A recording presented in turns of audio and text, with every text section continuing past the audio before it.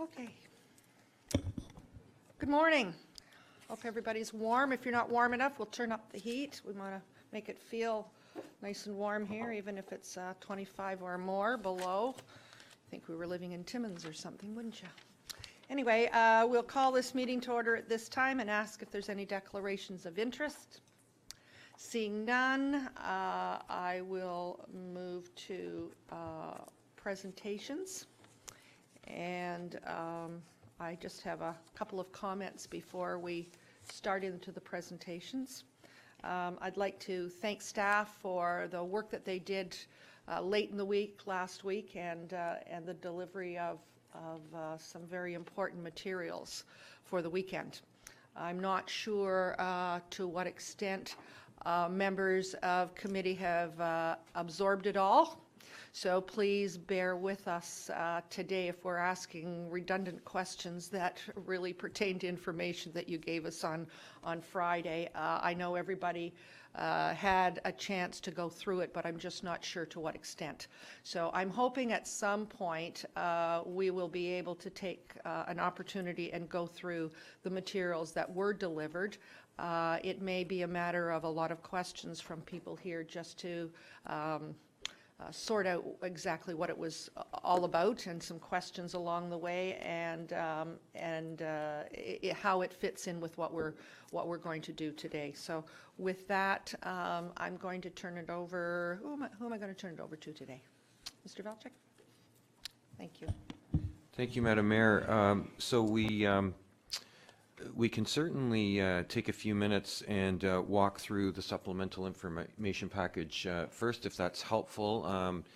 We know that it was a weekend, and we're not sure to what degree folks have had a chance to go through it in detail, but we're happy to walk through it and assist you. It might not hurt just to give us a good starting point for the day. I also wanted to let you know that the clerk is handing around, there were 2 additional pieces of public input that were received since the last time that we handed out a summary. So those are there for your information as well. And I also know that there were some, when we get to the supplemental information, there was some email questions, then comments that were emailed into council over the weekend, and I think it would be important for us to take an opportunity just to address those points, because they're good questions, and I think they would be useful to respond to. So before we get started, perhaps I might just ask our director to provide you with a summary of where we're at, because the deliberations, we've had 2 intensive days now of deliberations, and it has resulted in an updated position on proposed tax rate increase. So perhaps Mr. Marshall could just give us a sense of where we're at, just so Budget Committee knows where we're starting the day.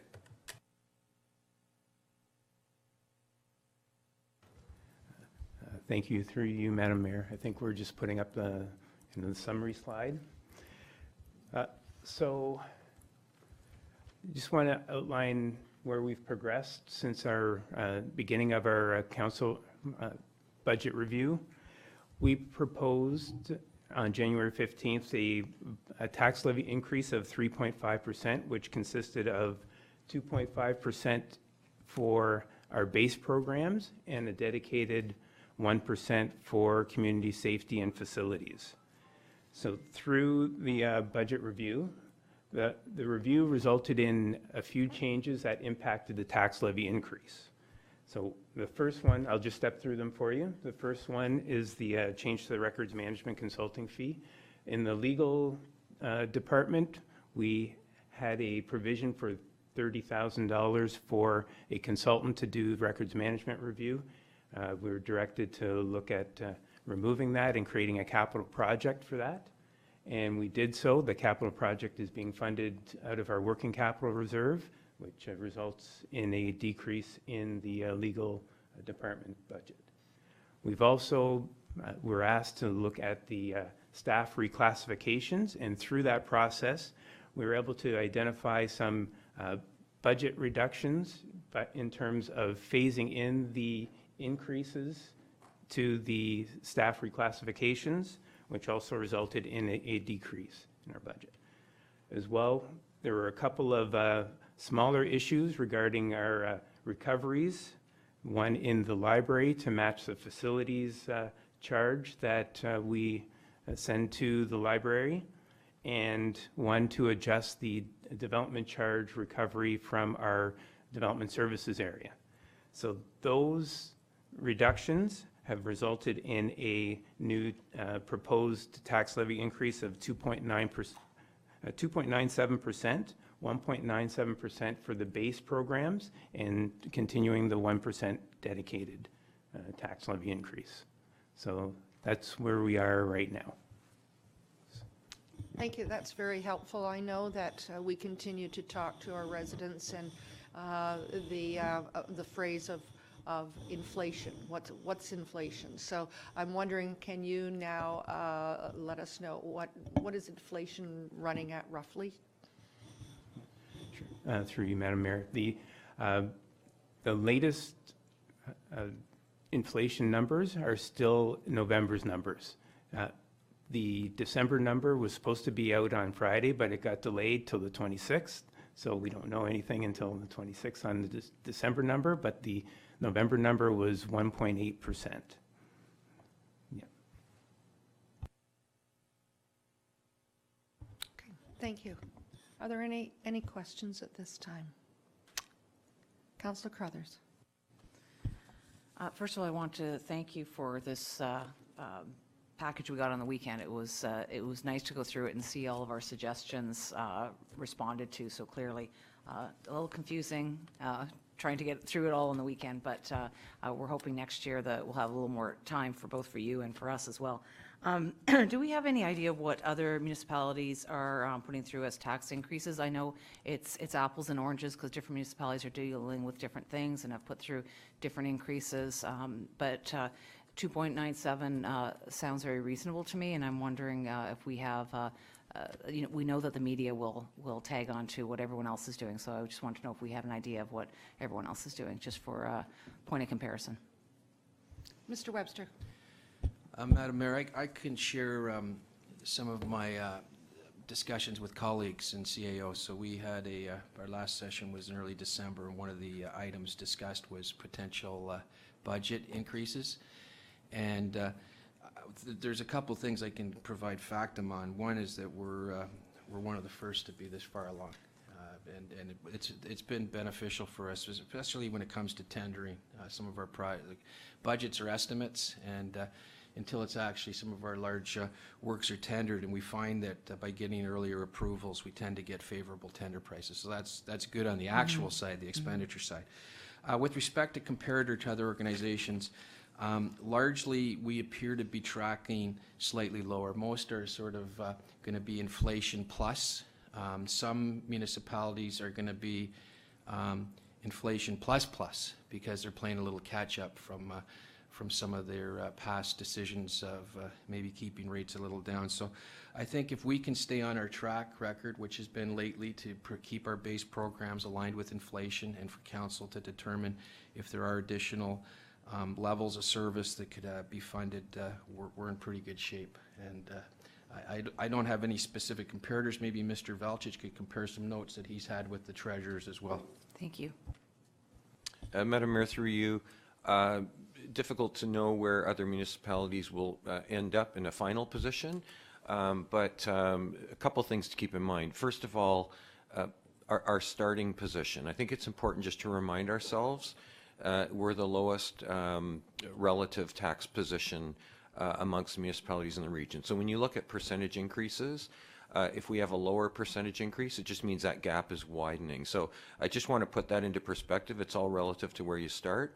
That being said, the positions for most of the other municipalities as opening positions, I think, are generally running in the 3 to 4% range, all in. So, and in most cases, that's a base level increase plus a % or so for service level pressures. In some cases, it's asset management. In some cases, it's other types of service levels they're dealing with. But all in, what I'm finding is it's probably closer to 4 is their opening positions.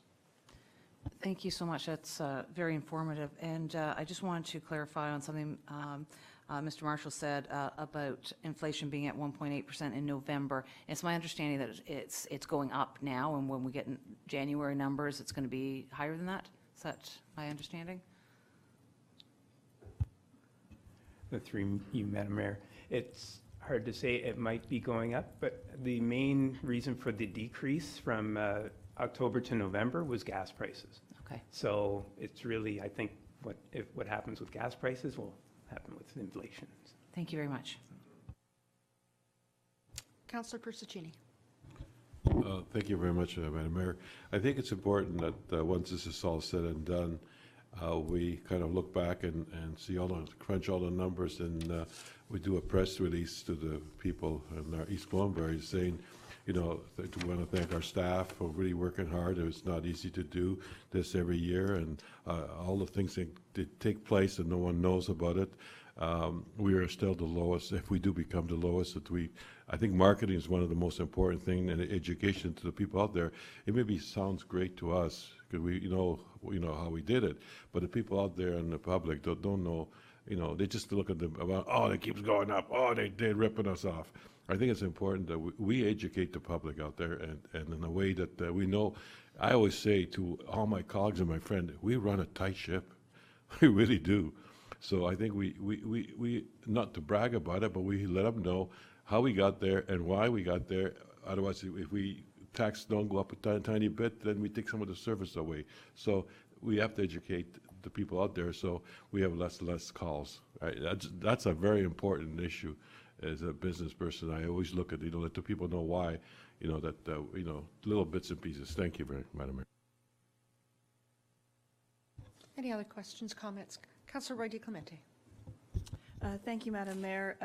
Thank you again to staff for this rather complete, maybe? I don't know, lengthy, let's go with lengthy update. One of the things that I had been hoping to see that I didn't see was some documentation with respect to the Economic Development Officer. I think perhaps my comments with respect to the capital project for the post-secondary attraction may have been somewhat misinterpreted because I had not been advocating that we remove it. In fact, I had been wanting to keep it and put some more resources from a staffing perspective behind it. And so in this package, it's removed, and there isn't a request for new staff or an idea of what that looks like. And that was something that I think it was a big item and would have a huge impact on what we're working on today. So I would like a little bit of work to be done on that. The other thing was I wanted a bit of clarification at the back of the reserve schedule. There's a footnote that says a couple of our CCC funds have been adjusted for deferral of operations center construction. And I'm just wondering if I can get a bit of clarification on what that means. Please and thank you. Mr. Webster. So through you, Madam Mayor, and to the councillor, for the first point, we have followed up on that. So there is an independent human resources session today, largely in camera. Certain elements of it do not have to be handled in camera. And what we have is we have outlined core positions for the economic development role, which is an approved complement. So it's just putting some teeth to that description, which does include post-secondary or alternative institutional search and liaison. And the second one is with respect to the employee survey engagement coordinator. We have both of those available and will be distributed, I believe, shortly as part of the discussions. And with respect to the second item, I'll defer to the treasurer and his team. Through you, Madam Mayor. The footnote refers to the budget approval in 2018 for the operations facility. It was proposed to be funded mainly through the Public Works Development Charge Reserve. So we're right now going through a development charge update, and we're planning on that funding mix to change. So we did not show the funding coming out of the Public Works Reserve in 2018, and instead we've deferred it to 2019 and 2020. So that's where you'll see that change. Go ahead. Thank you. I appreciate that explanation. I think, and whether we've got it on as part of our schedule for today, I'm not sure. But I would like to have a conversation with my colleagues here at the council table as far as where we'd like to see those reserves. In some cases, we're drawing down on reserves quite dramatically. In other cases, the reserves are quite high. Obviously, some of them have committed funding requirements and others are less constrained. And so for me, there was a couple of them that I had flagged, but I would like to have a conversation with the colleagues here at the table as far as comfort levels, as far as reserves are concerned. Yes, it's great that we have money in the bank, and we can say that through our press releases, as Councillor Persichini has suggested. But I think we need to be mindful about when we draw down on the reserves and how. Thank you. Councillor Crone. Thank you, Madam Mayor. Through you to staff, I would just, my comments, I'm not sure we've updated some of the line items on advisory committees. I think we need to update those. We've taken some away, we've added some. I just think it needs to be reflected in this document. Other than that, thank you very much for getting this to me as quickly as you did. Councillor Foster. So, again, thanks for getting this information out. However, I did become a little confused when I started to update my book and wished I hadn't started, so I had the whole package left. I got to a couple of capital budget projects where numbers had been replaced, and then all of a sudden that capital budget project wasn't there anymore. So I wondered if there was a couple of things that had been canceled that we didn't know about. I don't believe that to be the case. It may have been my fault, although I see some other people around the room shaking their heads here. I was a little concerned when I got a chance to look at more of the numbers there. There's an awful difference between budgeted numbers and actual numbers in a number of spots throughout there. So I think that turns a light on to me that says we have a little bit more work to do. I think probably at the end of the day when we send you people back to your offices looking for things to cut. Thanks. Councillor Crothers. Thank you. Just following up on Councillor Roy DeClemente's comment about post-secondary traction, I think given that the current government cancelled 3 post-secondary expansion projects this past fall, I think it would be prudent for us not to be spending time or money on post-secondary attraction until the projects already approved by the government get back up and running again. So I think that's something that maybe could come back to us at some future date when it looks like there might be a reason to be advocating for post-secondary attractions. And following up on Councillor Foster's comment about, and Councillor Crone too, about our actuals on the mayor and council budget, I think that I agree that we need to reallocate some of that money from committees that are no longer active or who have shown for the last number of years have not spent their budget, and make those going towards our new committees. Thank you. Thank you very much.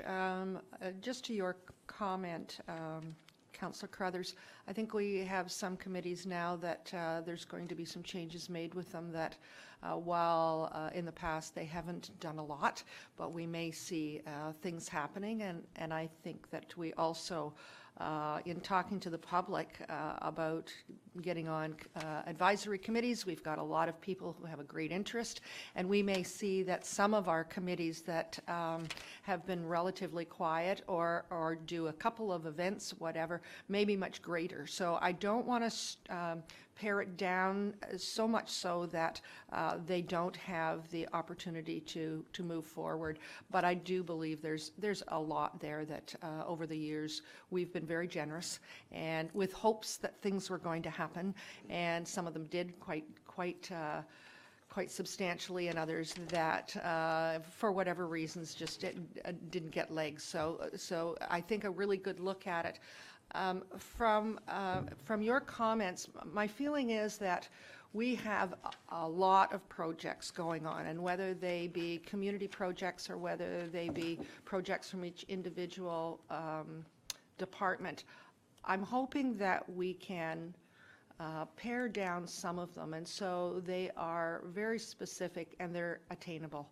Many times it's a great idea, but it just doesn't happen throughout the year, and they sit for sometimes 2 or 3 years. I'm thinking if we have an opportunity to take a real good look at some of them and say, great idea, but right now I can't see that we've got enough staff or time to make it happen. Conversely, I hope that there's an opportunity within our budget at some point where a new idea comes along partway through the year that none of us thought about sitting here, and that there's enough money that's put aside that can be leveraged to be nimble and to be active in something that comes through the door that we don't know about for several months, and certainly at budget time. So I know it's a balancing act, but it struck me on the weekend when I thought about the number of projects that we had that when we went through our capital that we decided that just didn't happen, and perhaps they may, but when they've been on for several years, then it's either doubtful or the project isn't as important as it once was when we put it on. So I'm hoping we can streamline that, and I'm not sure if that's at our budget process now or whether we take a budget meeting in April or May. When times are a little quieter, the budget's passed, we take a look at these projects and say, you know, maybe this one we can remove from here, as opposed to having a list that we go back several years. So, thank you. Councillor Morton. Thank you, Madam Mayor. I have to agree with you on that, because it seems to be that we have an awful lot of parks that are going to be under construction, and I'm not sure that we're going to be able to get them all done, and we don't want to tell the people in those areas that they are going to be done and then they don't, because that's going to be worse for us as a council. One of the other things I was looking at too that I'd like us to take a closer look at is the community initiatives and community grants. As you mentioned, there seems to be an awful lot of money that's going out for these special events and everything else, and if my math was correct, and it probably isn't, we're looking at over $206,000 for special events. I think it's great that we are celebrating our community and with our residents, but I think we need to see if there's any way that we can start taking the level down just a little bit. That's not going to affect it to the point that nobody's going to enjoy it, but it's a lot of money to spend on parties. Okay, any other questions, comments? Councillor Roy DeClemente. Thank you. Through you, Madam Mayor, to Councillor Morton. I'm looking at the schedule of operating expenditures for the mayor and council, and yes, there are a fair number of event-related items, and the proposed budget is 178. Are there other items that are within this budget that you were adding in to get to that amount? I mean, obviously, yes, it's a very important thing that we throw events and have opportunities for the community to engage with each other, but I'm just wondering where the other items were that you were adding in. Through you, Madam Mayor, to Councillor Roy DeClemente. I just sort of went down through a lot of the ones that had community initiatives on it and added them all up into one. They're on different pages under different departments, and nothing that's, you know, is a lot, but when you add up 2,000 here and 5,000 there, it soon does add up. So if we could just take a closer look at them. Go ahead. Thank you. Through that same line of reasoning, I was also curious about the line item in our package, the community events package. It shows that our budget is 14,000, and yet actuals in 2018 were 19,000, and I didn't know what was in that pool. And I realize that from a materiality perspective, it's not a huge amount of money, but if we're being mindful of the tax dollar, we need to scrape the bottom of the barrel at some times. Thank you. Or do we really need to do it, and do we need to be more reflective in the budget of those events or activities that are important to us? Okay. Any other questions? Seeing none, I'll turn it over to staff. Madam Mayor, just a couple of comments. Just first of all, on the mayor and council budget, I'm certainly supportive of the notion that this be reviewed and that some of those allocations get refined. I will just mention to Budget Committee, we have reported now for a number of budget cycles that the mayor and council budget does tend to traditionally be underspent. And so we've tended to manage that to the bottom line. So you may see individual lines that are over and individual lines that are under. We tend to have a management philosophy that manages the budget unit to the bottom line. And so if there happens to be additional pressures for community engagement type activities, but we know that that will be covered elsewhere, then from a budget perspective, we've not necessarily identified that as a problem. However, if the trend is now that there is typically more emphasis on public events, we need to bump that up and maybe pare back on some of the areas that are traditionally not spent as well, then I think that's important, because then the budget does have a little bit more meaningful representation in terms of how you're actually using those funds. Also, just to point out the, and perhaps the director could just correct me if I'm wrong, but the public engagement and corporate events, is that the primarily the individual council member allocations? Yeah, so that's money that has typically, I think it's been $6,000 per member of council that's available. It's traditionally not been expended to close to the total. Hard to say with the new council whether that will continue to be the case, depending on what types of things you deem to be priorities for yourselves as individual members and representing your constituents accordingly. So that's something just to think about in terms of looking at those actuals. I did want to mention there were some comments that came in. They come in each year, and I think there was an email perhaps over the weekend that came in that spoke to some points that I think is worthy just to mention and address, because they're comments that come up each year. I think they're good comments, and they're worthy of the public sort of getting answers on each time we go through this process. We are asked each year, do we look at actuals, and in particular the current year actuals? We do look at the current year actuals, but we also go back 2 years prior, because in our view, sometimes what happens when you only look at the current year actuals, which at the time we put the budget together are not complete, we haven't yet closed off our year end and had those numbers audited. We like to go back a couple of years, look at the trends, because we find that a little bit more of a more meaningful analysis. With the mayor and council section, we tend to not proactively make adjustments on those. We leave those to mayor and council because your needs can change each year, and I think this year you're looking at that fresh, so you can advise us whether you think those budgets need to change. But certainly from an overall budget allocation point of view, I think there's sufficient funds, at least from my perspective, in the mayor and council area. It just may be a matter of apportioning it a little bit differently. The other thing that does come up each year, and I think is worthy to note, is are there any sort of one-time or time-specific initiatives that have been built in that are adding pressure that aren't necessarily, shouldn't become part of your base per se? We did identify one of those that did come up. That was the records management piece, and I think we've extracted that from the base, because we do want to make sure that what's in our base is truly ongoing items. And so I think that that is the case after taking that one out of the budget, or just refunding it through a one-time funding source. Also, not surprisingly, and the director commented on this during the presentation, salaries and benefits, we are largely, as a public service organization, our services are delivered through our people, and so the majority of our expenses will be people-related and relate to the services that we provide to our residents. In terms of COLAs and so on, we have indicated that the provision that is built into the budget right now is 2%. That's the COLA provision that's been built in for budgeting purposes.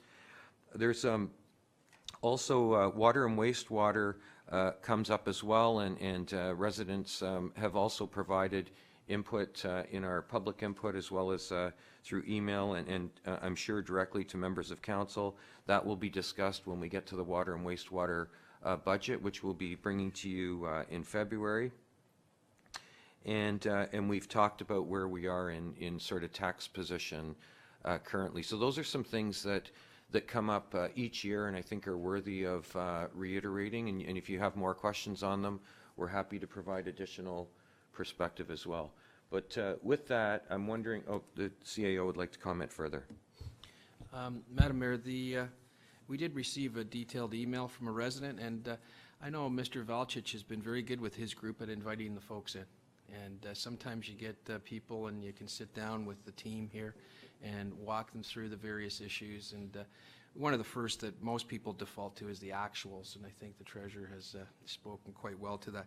The other thing I'd like to comment on is when I first started here a few years back, we spent a lot of time on the budget process, and it was sort of the legacy approach, and I think it was approved sometime in April or May. And then in June, we got the actuals and found ourselves with several $100,000 of surplus. And so typically council then would go back in and start going on a spending spree. And those days are behind us now, for sure. I can assure you, with our audited statements of late, our budget and tax levy, if we do have any surplus, it's been very, very modest. And the only thing that might drive that is a little bit of this MPAC issues that we're currently going through, where sometimes they're catching up on assessment and whatnot, but I think we've even done a very good job of trying to maintain that. So I just wanted to note that I think any of these residents here who have provided comment, Mr. Valchich's team is more than willing to sit down and have independent sessions with them.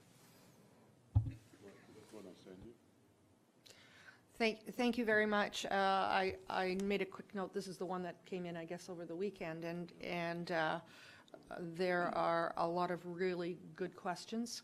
Unfortunately, most of them relate to another level of government, whether it be the school board or whether it be the region, and in one case, even provincial policy. So I know that bringing them in the past, people have a better understanding of what local government really does, and I think that's part and parcel of what our budget process is all about, is making sure that people understand how we deliver and what it is that we supply for them. So at some point, if we could get a follow-up on that, I think it would be an advantage for all of us. You know, the first reaction when we read this is, oh, I better give them a call, or I better send an email and make sure that they understand that items 4, 5, and 8 are regional and et cetera.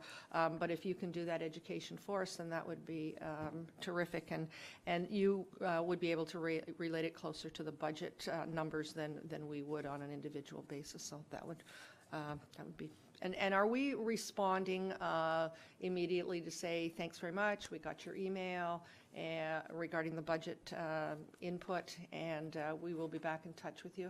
What's the process on that? I'd hate to think that some that we got last week haven't been responded to, and people think that it wasn't important, because it is very important to us.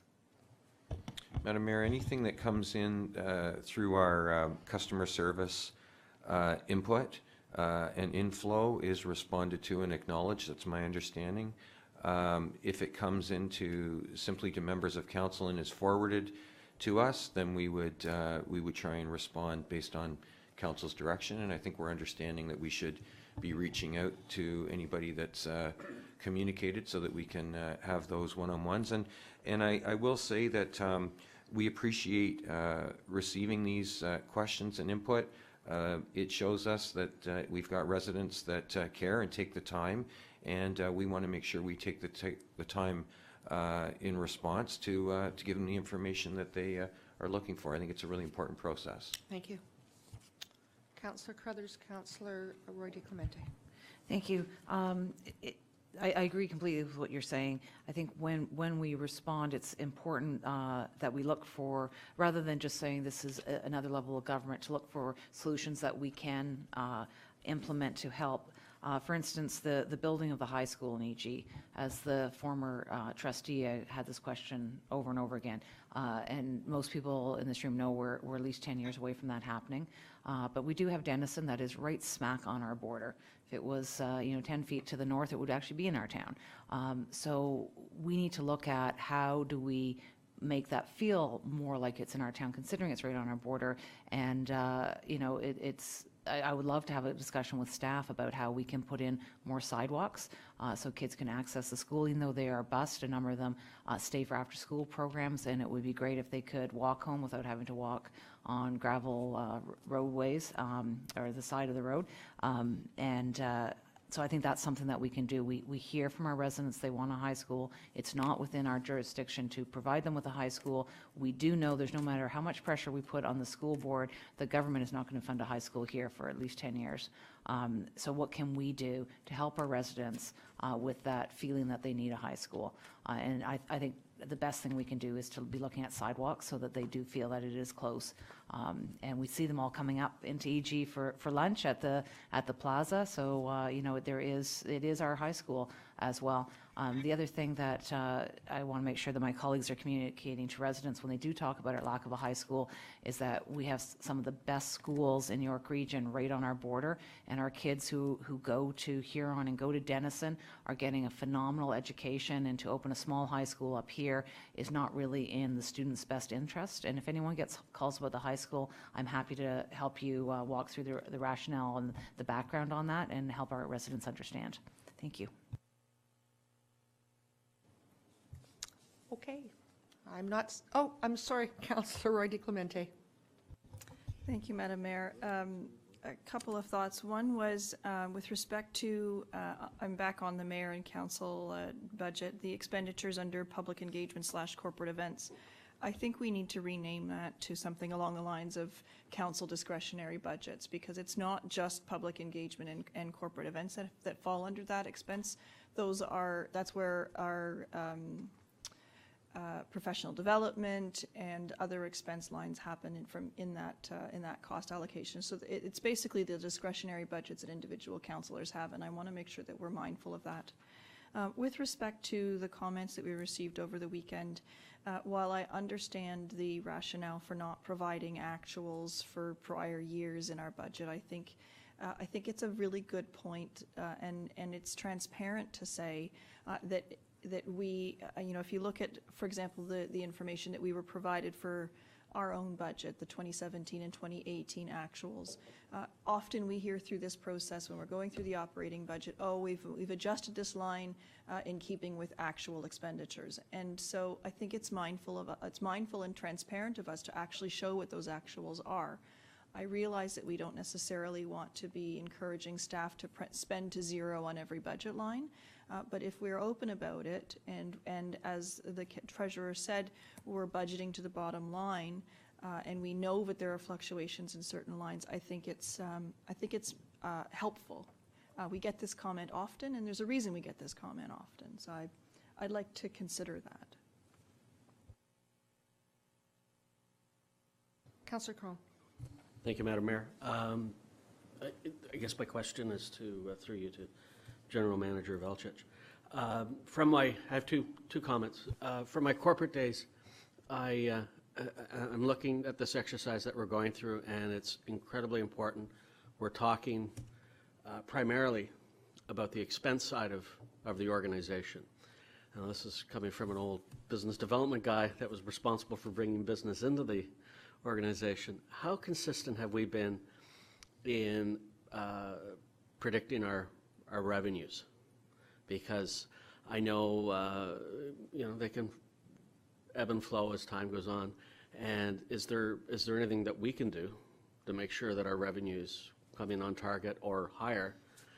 Doing so actually lowers the rate of taxation, correct? The percentage rate. That's the first comment I have.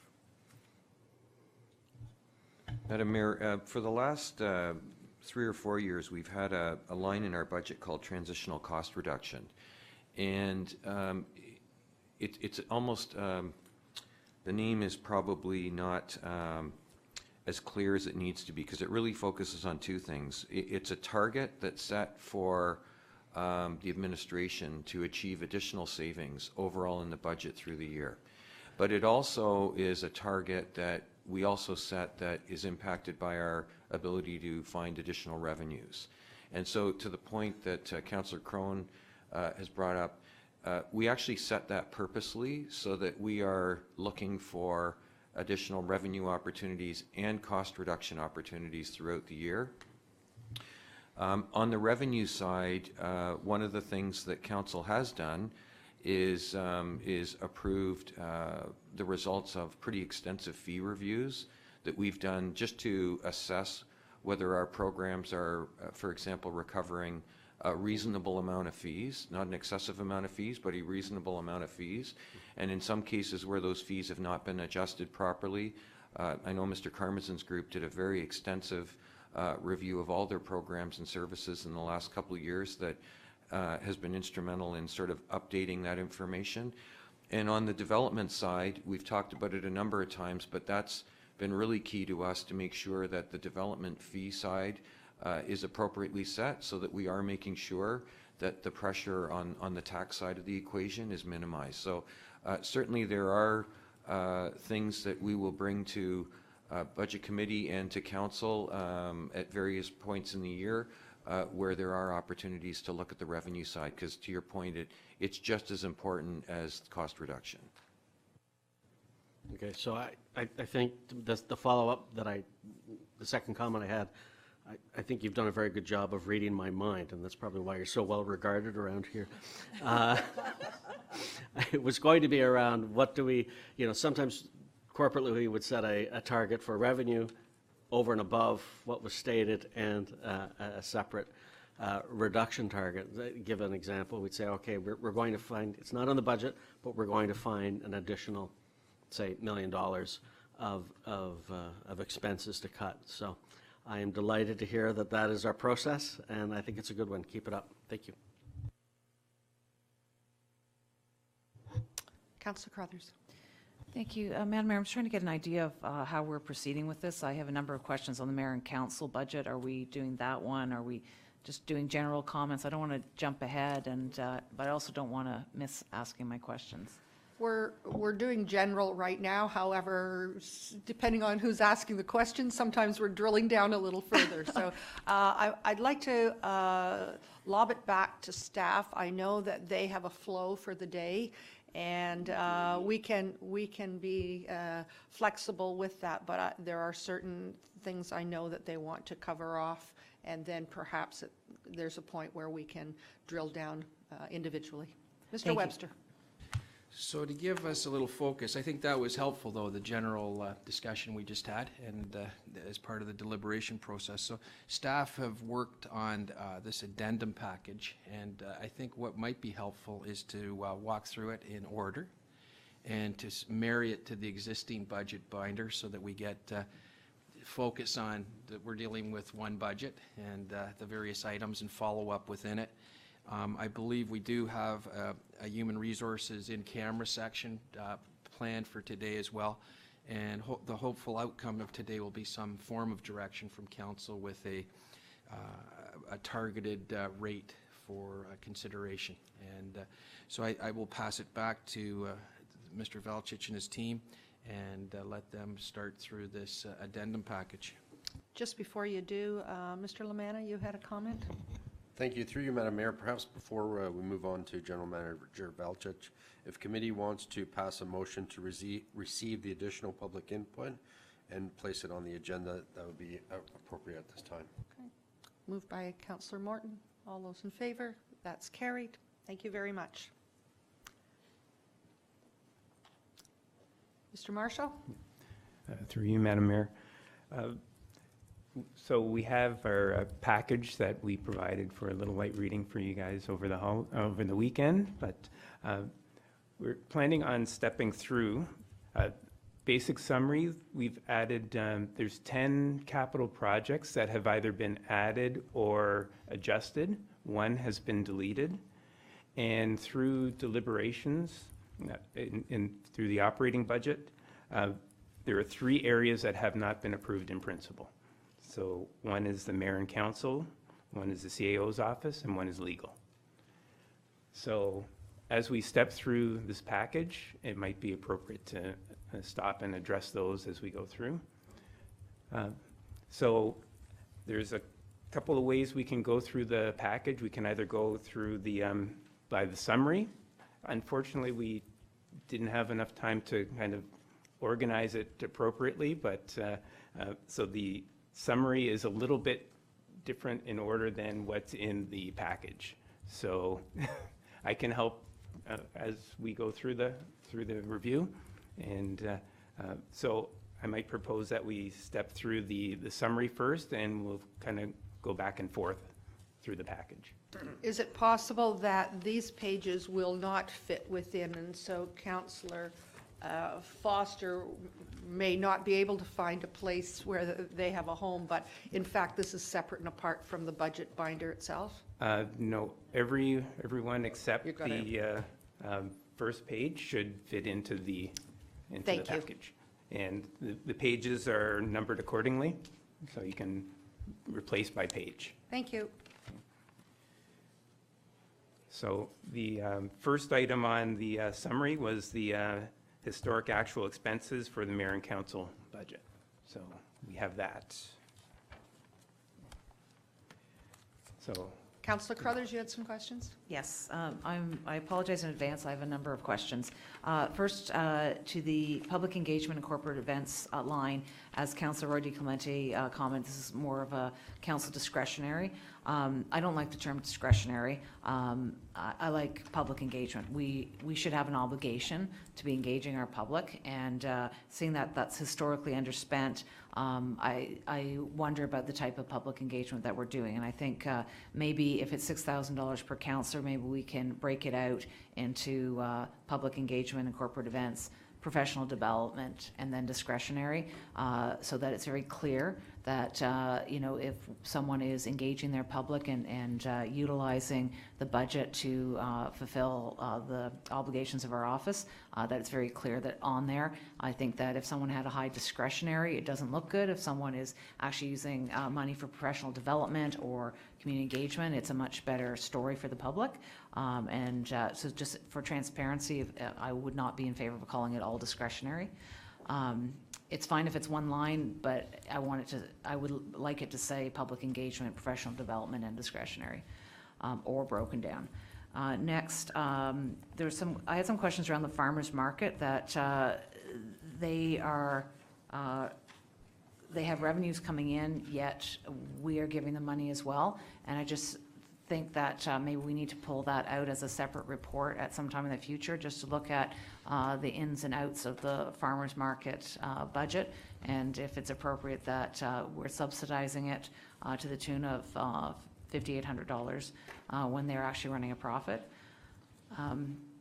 And my comment around the committees, I agree completely with the mayor that some of these committees that haven't been historically spending their budget may get more active this term, but I'm hoping that the new committees, we can slice out a little bit here and there from the committees that have been less active, to give a small budget to the committees that are starting up. Excuse me. My next question is about the bursaries. I'm wondering if we can roll those all into one budget line, because a number of our students here do go to other schools other than Denison, Huron Heights, and Sacred Heart, and that very well could be in a position where we have a top student who's attending Newmarket High, and it would be a shame not to be able to honor them. So one line of bursary, secondary school bursaries, I think would be appropriate. It also cleans up the page a little bit here.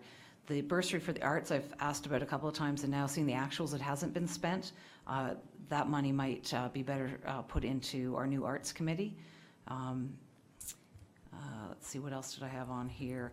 The neighborhood network tree planting, it looks like it hasn't been spent in a number of years. I'm not sure if that was a one-off or if that's planning on coming back, but that just looks a little bit, jumps off the page here. Community events, we have, well, we spent almost $20,000 last year on that. Considering we break some of the stuff down to $500 or $700, it would be nice to see that more broken down. I'm also interested in what those events were and how that money is accessed. 2 more questions. Volunteer recognition ceremony. I know that we have that every year, and we have a budget there that's been in place for a couple of years, but I'm not seeing any actuals, so I'm just wondering why that would be, because I know we definitely have that. I understand that the actuals aren't in for this year, but the previous 2 years, there's no actuals either. And my last question is around other revenue. I'm wondering what that is and why the total other revenue is different than the line other revenue. There's a 3,300 other revenue, and then total revenue is 5,400, and I can't find out where that other $2,000 is coming from. Thank you.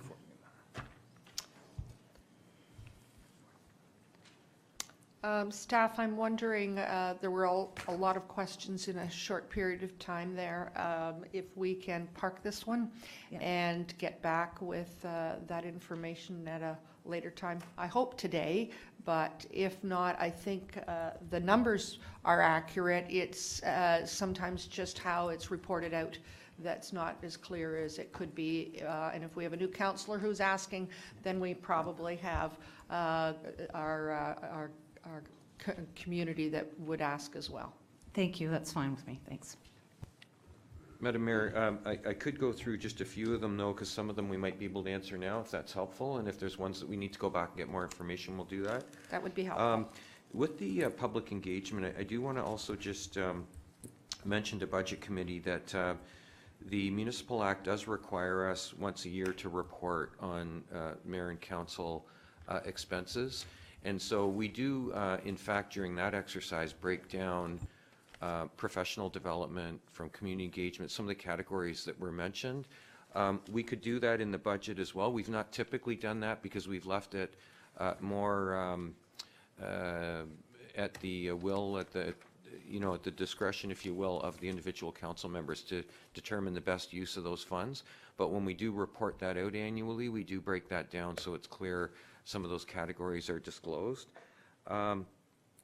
We can certainly provide some further perspective on the farmers market. What I can say, just from my perspective, not from the perhaps there might be different views from the council table, but just from what I recall, there was certainly some funds that were allocated, particularly as the farmers market was beginning to get up and running, to help get it off the ground.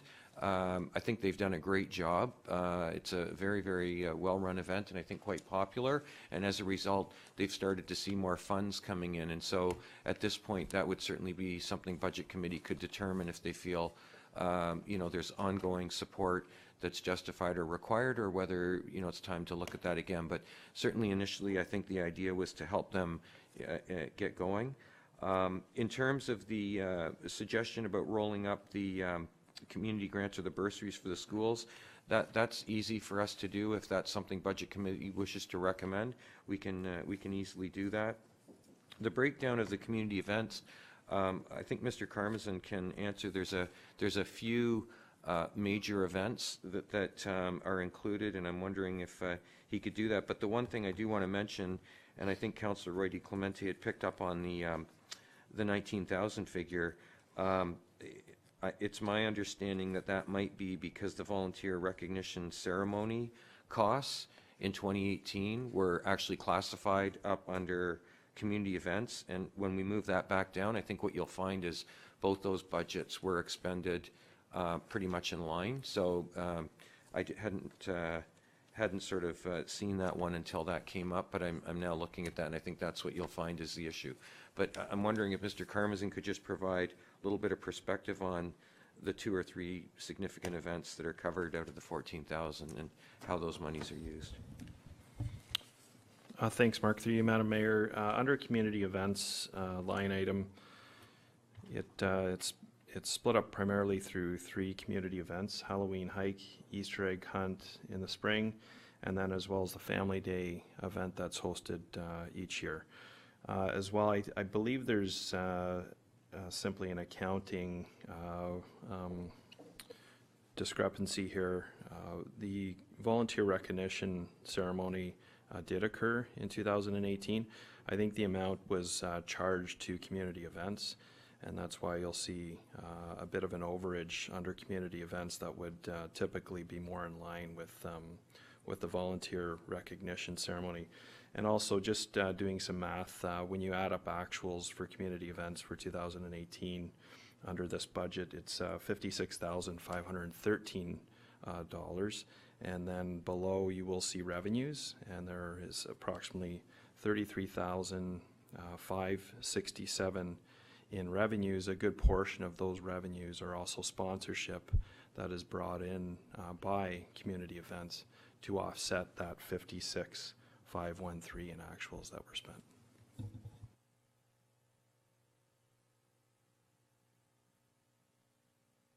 Thank you very much for that. My last question, I think you've got just about everything. My last question was the bottom line, other revenues, 3,300, total revenues, 5,400. Madam Mayor, we'll fix that because it appears to me there's just a little formula issue there, so that should agree, and we'll make sure that's corrected. Thank you. Wonderful, thank you so much. And all these celebrations I think are so important, and I don't really see them as parties as much as community outreach, making sure that people who are new to our community are coming out and meeting other people. I also think that if we take that sort of perspective that these aren't parties, these are our community outreach, and make sure we have all kinds of information available and sign-ups for things, and that then we know that we're spending this money wisely and not just on celebrations. Thank you. Councillor Morton. Thank you, Madam Mayor. Through you to Aaron. Aaron, the Easter egg hunt is done the same day in the same place in Mount Albert, and pretty well at the same time, which is great, but the Mount Albert Village Association does one on exactly the same day, at the same place, at the same time. So do we really need 2 of them? Is there any way that they can work together, or it doesn't really make sense to me to have, there's only so many rabbits out there. Mr. Carmazin. Through you, Madam Mayor, I have noted that, and in our follow-up with MAVA, we can certainly discuss that with them. My understanding was that the Easter egg hunt kind of moved around the municipality. It was in Holland Landing, I remember. It was in Sharon at one point, and I suspect that to be fair and equal, it was moved to Mount Albert, and there were 2. So I think a lot of people from other parts of East Gwillimbury probably headed to Mount Albert, which was a good thing, but coordination and perhaps we should be working closer with the MAVA group, that understanding exactly what they're doing, and I believe that that's an economic development organization that we should perhaps have someone from staff or council as part of it to make sure that we can grow with that as well. Anything else? Okay, thank you.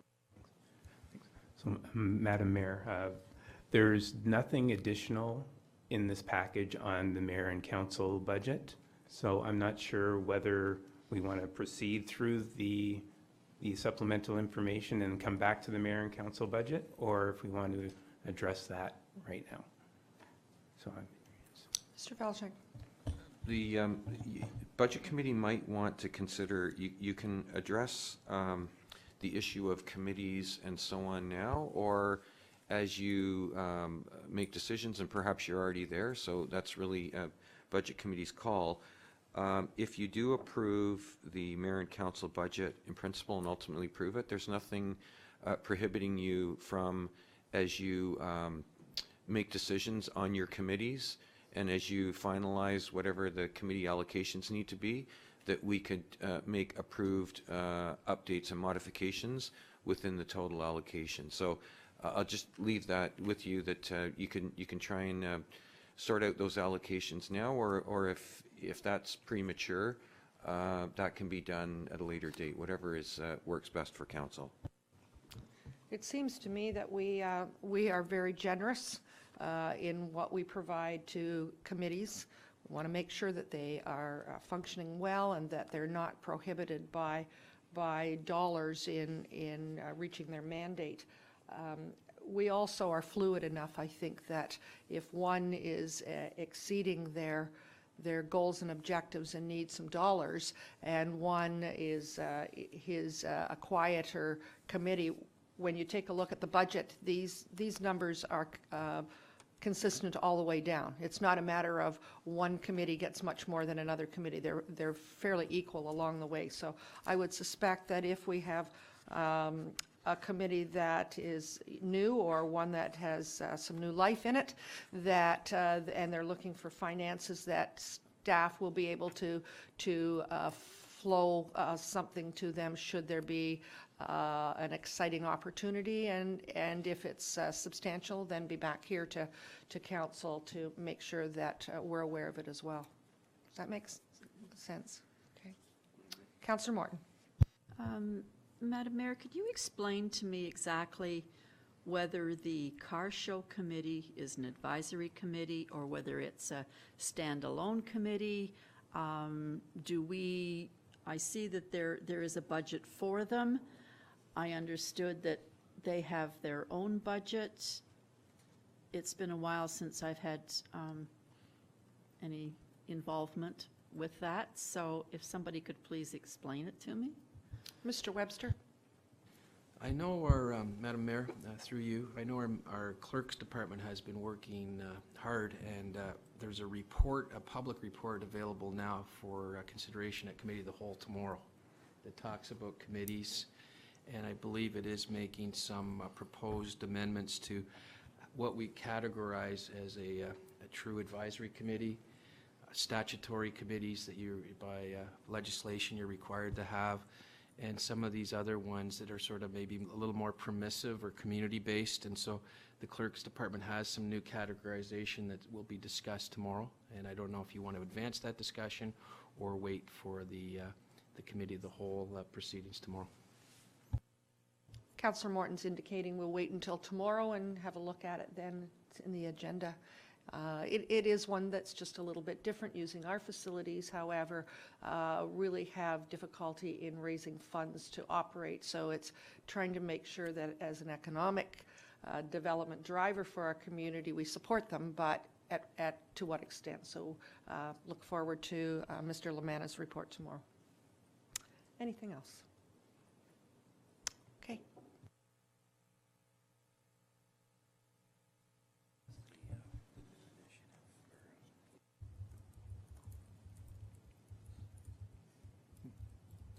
Councillor Persichini. Madam Mayor, would it be wise for us to go through everything one step by step and make notes, and then we ask questions later? Would it be wise, or whatever the committee wants? Just a suggestion, so we could follow through instead of get stuck on one page, and then maybe people can make notes. I don't know if that's the right thing to do. I'm just asking what the rest of the committee feels. Thank you. Mr. Valchik? Madam Mayor, sorry, I was had a couple of things happening at that point. Was the question whether we should work through the entire package and then have questions at the end versus have them as we move along? Was that the question? It's really every group works differently. Some groups prefer that. Some individuals prefer to go while it's fresh on their mind. So we're happy as staff to sort of take questions either way, whatever works best for the budget committee. I did want to just remind the committee, though, that once we go through this package, I will also have the director just take us back to the supplementary requests that came in through the new initiatives, and that's something that you'll want to have a further discussion on as well, which will impact potentially some areas such as the mayor and council budget, because I think some of them had to do with that area. So if it's okay, then what we'll do, Madam Mayor, is we'll just have the director continue to go through the package, and hopefully some of the sections may not have as much, but if there are that many questions, we're happy to answer whatever you've got. It would make sense to me that we answer them when we're at that section rather than go to the end and then start back again. I think we'll lose a little momentum if we don't. Okay. Okay, go ahead, please. That's fine. Thank you, Madam Mayor. So the second item on the summary is the adjustment for the library revenue or recovery from regarding facilities. So that is reflected, I apologize for this, in the middle of your package. It's noted as page 47. The adjustment has been made to add those additional recoveries into the budget for CPRC. So are there any questions on that one? So.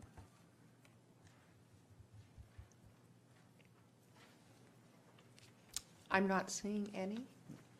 Okay. All right, I'll move on to item 3, which was a point about municipal parking lots, specifically Yonge Street and Mount Albert Side Road, about paving and providing winter maintenance. And staff is committing to report back on Q1 on the cost of paving and providing winter maintenance.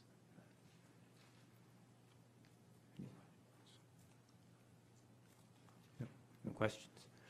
So item 4 is with respect to the consulting services for records management in the legal department, in legal and council support services department. So we've created a new budget sheet, and regarding the work that would be required for the consultant to look at records management initiative, and we've removed the $30,000 that was included in the operating budget for the consulting services. So the capital budget sheet is let's see, it's near the end of your package. There's a summary of capital projects near the end, and the first project right after that is the proposed capital project for the records management initiative.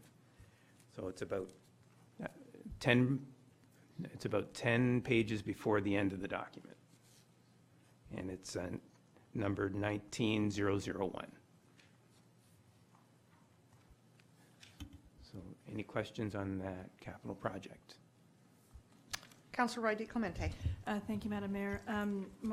I guess my initial question, which was part of the question I had before, was why this couldn't be accomplished within the staff, the existing staff complement. So whether that's a question that can be answered here or something that I can take offline with staff, I just wanted to raise that. Thank you.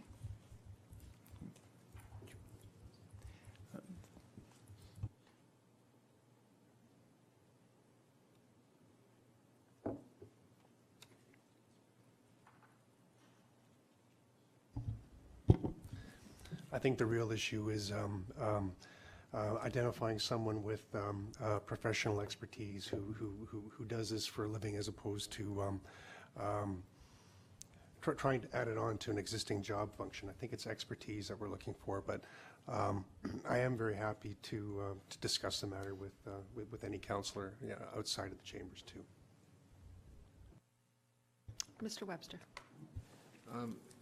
The question regarding adding it to a function is a good one, and I think there is a high potential. I think a big part of this assignment is to craft out the duties, responsibilities, the deliverables of what needs to be done, timelines, and then we would look towards adding it to a position here to have carriage with it as we move forward potentially in the 2020 timeframe. And So that would be another part of the answer.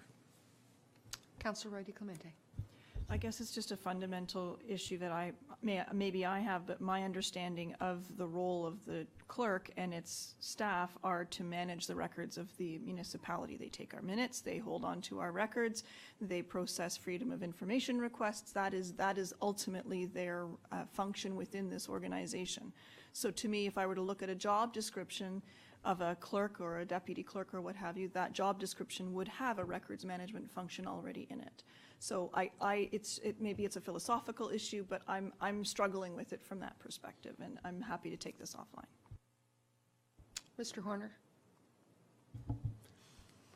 I was going to let it rest, take it offline, but from my perspective, I think the thing that we're not really talking about is the information technology aspect. So I think it's really important to understand, what products are out there in terms of software, how they work, how they function with existing programs that we use, and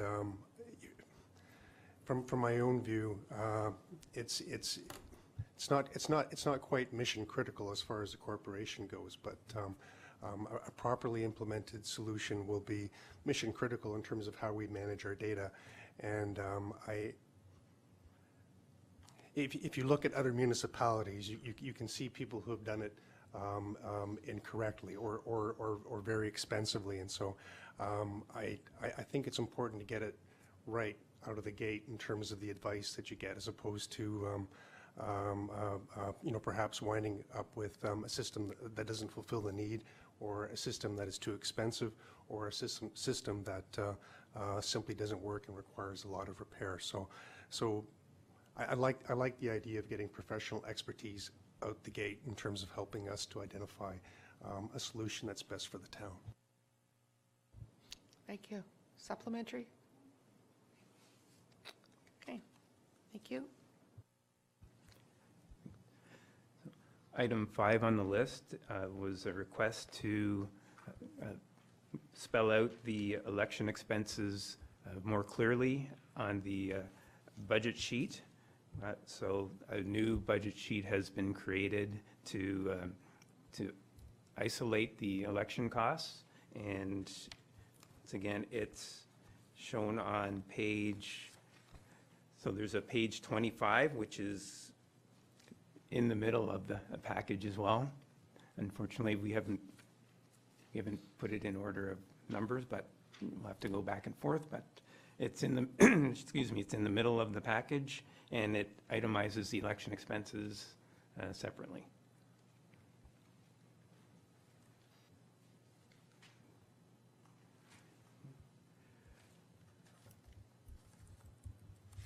So if there's no questions on that, item 6 was similar to outline the payroll costs. I think payroll costs were initially rolled into a line item called bank charges. And if you go to the next section, which is behind the legal section, you'll see that we have identified the new category as bank fees, payroll, and other charges. Page number, please. Oh, sorry, 38. Thanks. Not even close.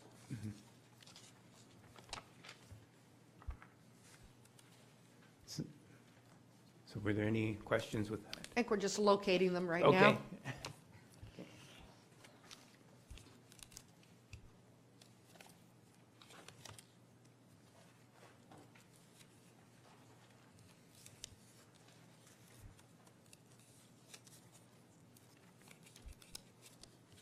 Can you give us a rough idea how far through the? It's about 2/3 of the way through. It's right after the legal section.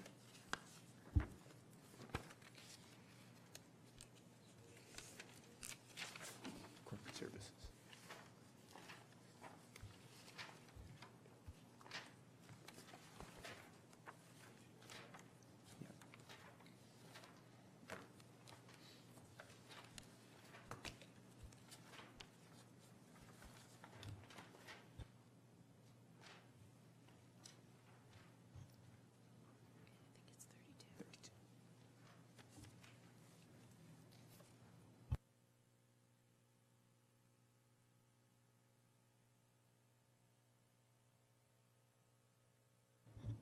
Have members located it?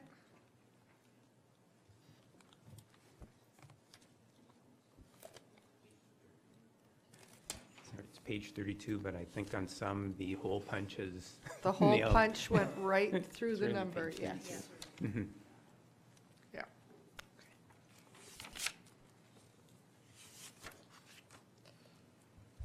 Okay. Go ahead. So the request was to show payroll processing costs. And I'm looking at this page, and it's showing bank fees, payroll, and other charges is 89,000. It doesn't break it out, it's just renaming it? Okay. So we've added the word payroll into that line item. That's the only change we've made to this page. So what you're looking for is each one of those divided into a subsection? Well, I recall that Councillor Morton had the inquiry, and I think the original sheet showed that it was just bank fees and other charges, and so we've just added the fact that it's payroll there, but it's not broken out, that's all. I just wanted to make sure that that's the change that we had made.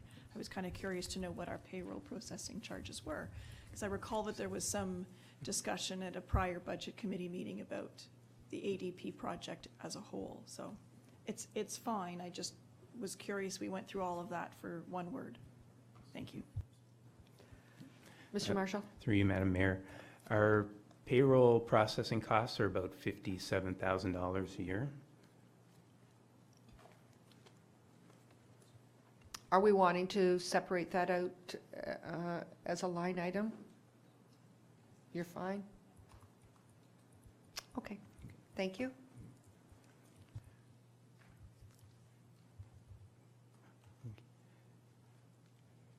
So the next change is actually the next couple pages, so it's regarding the development charge revenue that was associated with some staff costs. So we have adjusted the development charge line to reflect the increase in costs. So that is page 41, so it's just the next page over.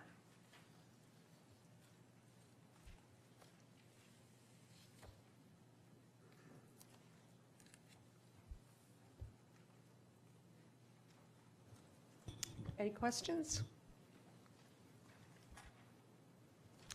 Seeing none, move along. And so the next change, item 8, impacts most of the operating sheets. So we are requested to split out the contract costs, contract staff, and identify full-time staff as well. So the narrative in most of the operating sheets have been adjusted to reflect where we have contract staff.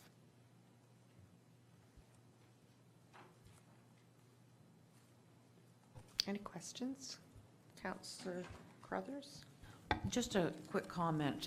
It would be very helpful to us if we could redline the pages when we're sending out. So I was going through this on the weekend trying to figure out what changed. And to Councillor Roy DeClemente's question, that if we just put in red the one thing that had changed. So just for future, and again, it's not a criticism, because you guys did such a phenomenal job of getting this all out to us so quickly, but it would just help in the future if we could indicate the changes in red so we could see them. Thanks.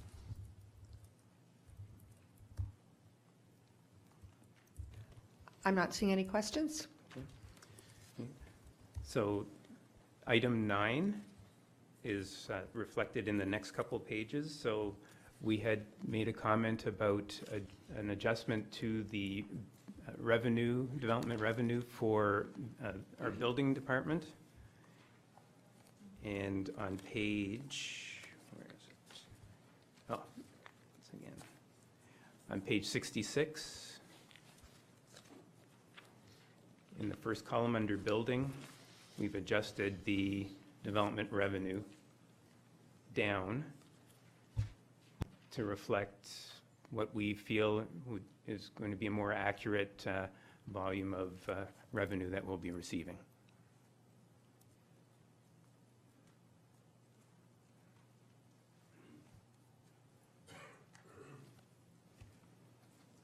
Questions?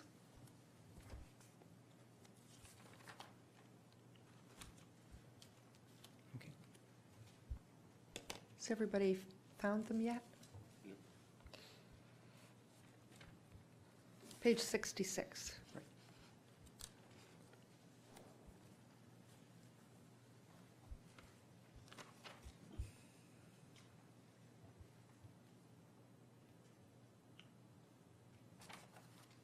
Any questions? Seeing none, we'll move along. Item 10 was a request for financial data from the Sharon Temple. I believe that has been distributed under separate, distributed separately. So.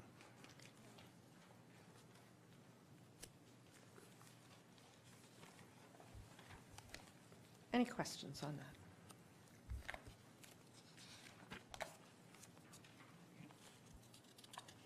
Seeing none, we'll move along. So the next few are in the capital section, pertain to capital projects, which is near the end of the package. So the first one is the Mount Albert Revitalization Project. So we've been asked to include Holland Landing, so that project sheet has been adjusted to include Holland Landing.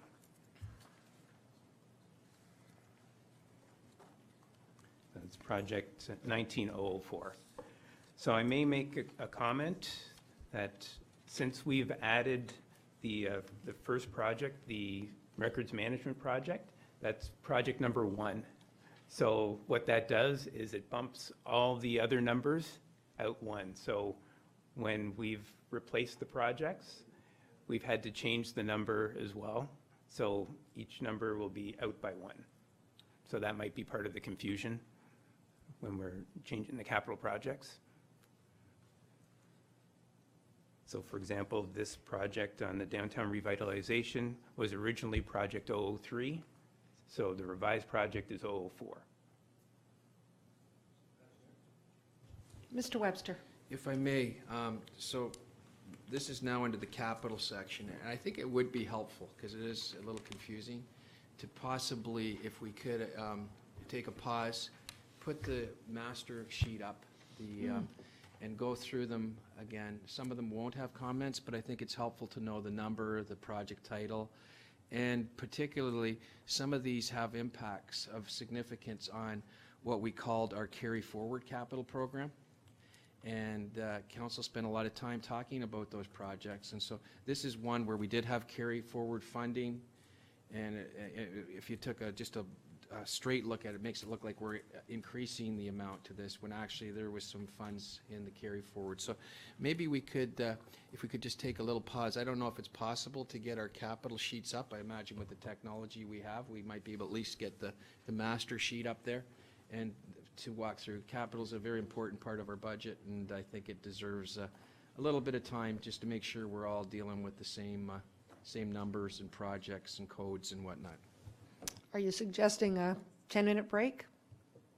I'm going to ask staff here how long it would take them to get that. Would 10 or 15 minutes be enable this? Okay, well, it's timely. We've been here for an hour and a half, so we can take a 15-minute break and be back at 11:45. Very good. Thank you. Thank you.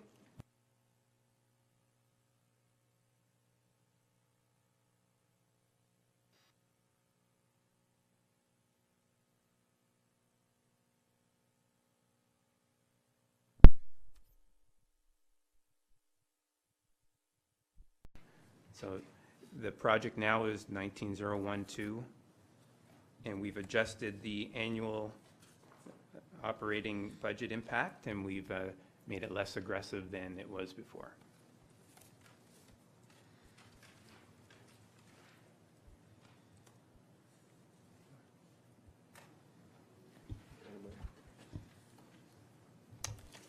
Councillor Crothers. I can tell you were rushed because on the capital budget page for 19021, there is a typo on the year. The official plan will be updated to the year 20141. It's a long way in the future. It's very impressive.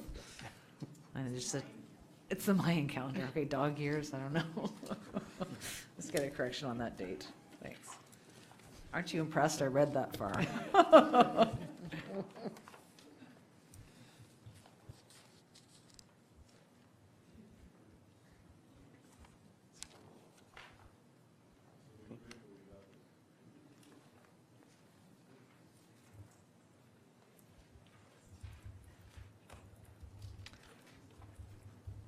Okay, go ahead.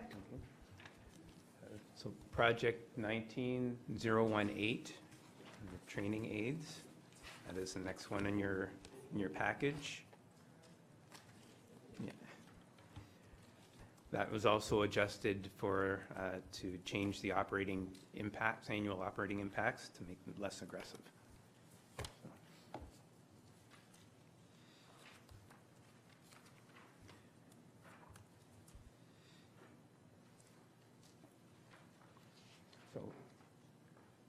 So in development services, there was a project for housing research and policy development.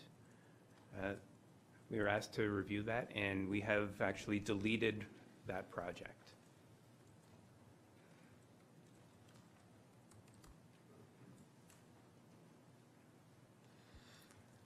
We feel, yes, we feel that we'll be able to do that work in-house, so we don't need any external resourcing to provide that service.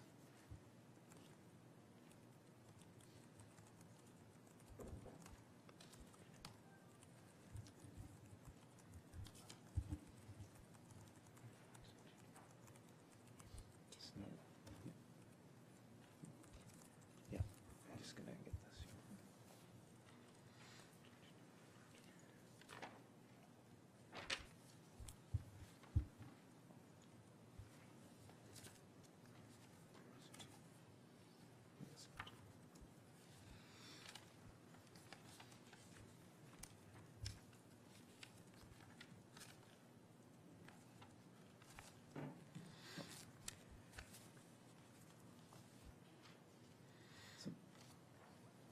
Project 19021 is a revised project.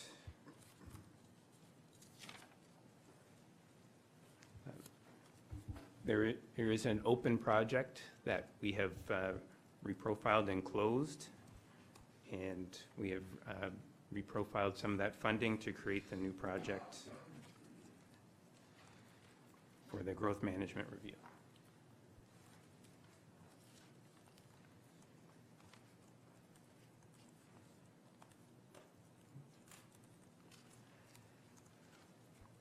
So similarly, in project 19022, the 404 Green Lane employment lands, there was an existing open project that we have closed, and we've created a new project for your approval.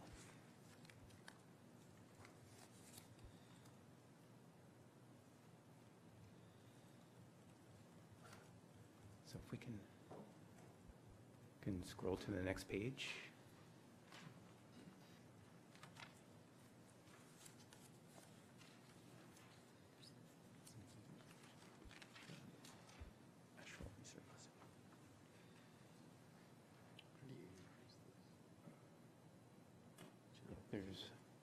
There's this page, Community Parks, Recreation, and Culture, remains the same. There's no changes. If you can scroll to the next page.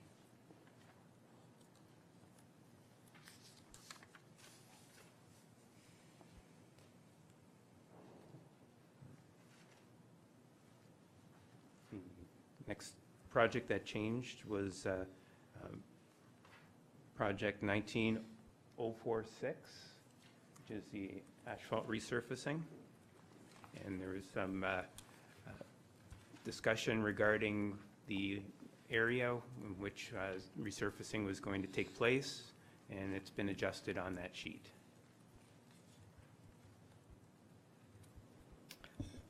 Mr. Marshall, I'm wondering, I know that from time to time, we do have residents that, after our budget process, point out to us problems on a street or a roadway. Do we have enough flexibility that we can still address the greatest need this year? Through you, Madam Mayor, I can refer to General Manager Molinari, but I believe we do. So go ahead. Through you, Madam Mayor, yes, we've got sufficient funds to take care of this year's program, and with the adjustments to the plan, we'll look at potentially adjusting some of the limits, and specifically on Hillcrest, we're looking at, because there may be some future works on that roadway, we may look at a slightly cheaper rehabilitation option, which doesn't have the same longevity, but will get us through the next couple of years and maybe save a couple dollars along the way. I was thinking more of service than dollars. Once they're in there, we should be spending them, and I know that it's been a harsh winter. It's been a lot of water, and we're not quite sure what kind of surfaces we will have in the spring when we have the thaw. And I just thought if we don't want to be so tight that if there is an issue in a particular community or road area, that we have the ability to make sure that we address the needs now rather than waiting for another year. Thank you.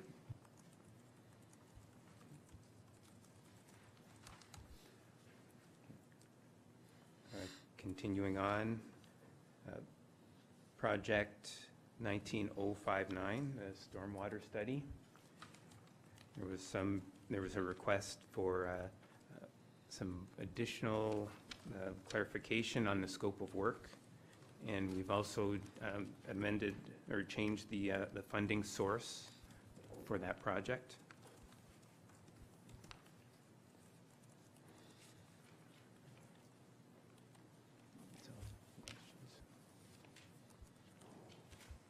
Councillor Roy DiClemente.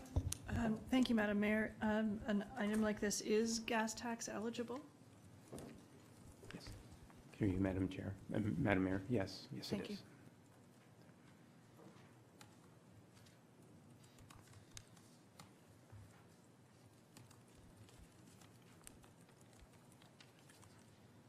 Okay. Continue on. Project 19063, the York-Durham line study. The project, the funding sources have been corrected, so it actually balances, and we show the recovery from the town of Uxbridge. So.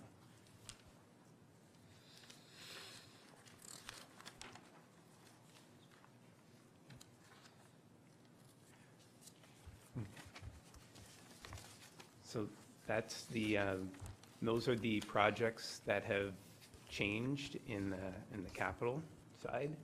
The next page on the summary, page 3, numbers 21 to 24 are the open capital project listings, and those are the projects that have been basically reprofiled into the revised capital.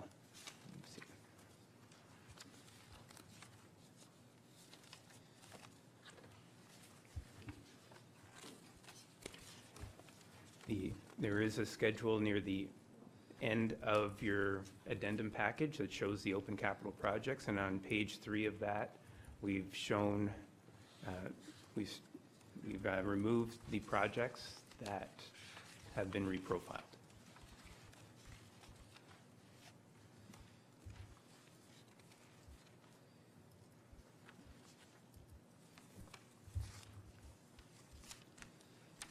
Councillor Crothers.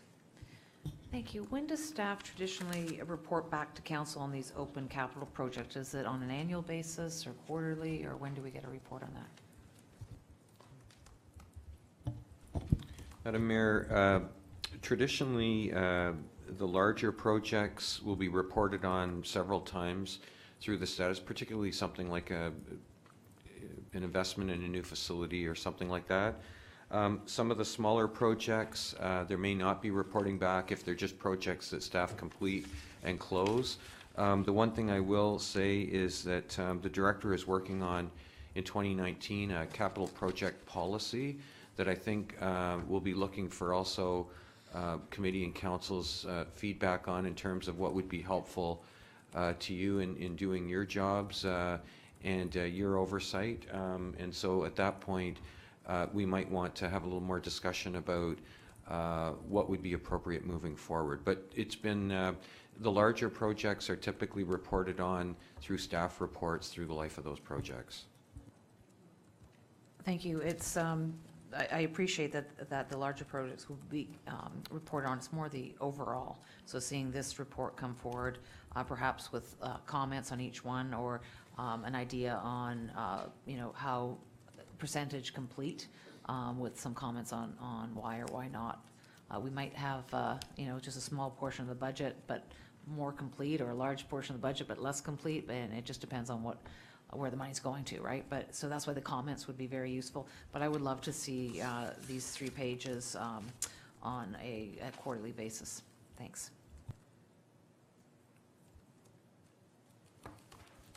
Go ahead. So I'll refer you to point 25 on page 3 of the summary. Transitional cost savings. We're asked to provide some detail on where we're achieving the additional costs, or transitional cost savings for the past few years. And column 3 outlines some of the areas.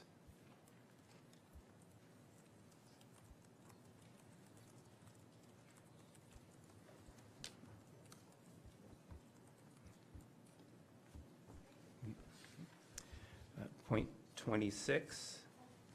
Great. Councillor Roy DiClemente.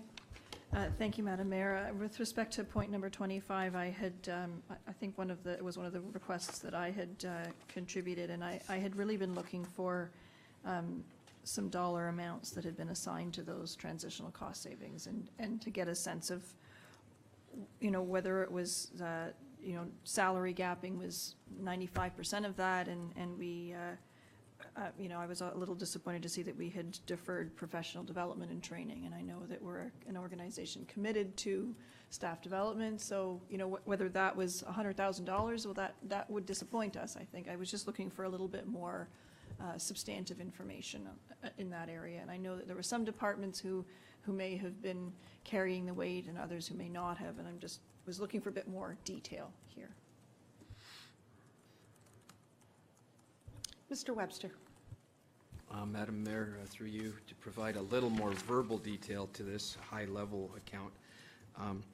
Clearly, in our tax budget, and a lot of our budgets, salaries is the #1 driver, having staff deliver programs and services. So not surprisingly, when we have our transitional cost savings, salaries makes up the lion's share of the targets. And I would cite 2 positions specifically. There's a position in my office that was strategy and policy coordinator follow-up person. We've gone without that role for 3 years, and that doesn't, I think, mean that we haven't been strategic, I hope. What we've been able to do is leverage other folks in the organization and ask them to take on more as part of their roles. We have a complement of 2 in economic development. And for the last several years, we've had a coordinator position. We've gone without a more senior position, and that's been another very big contributor towards those savings.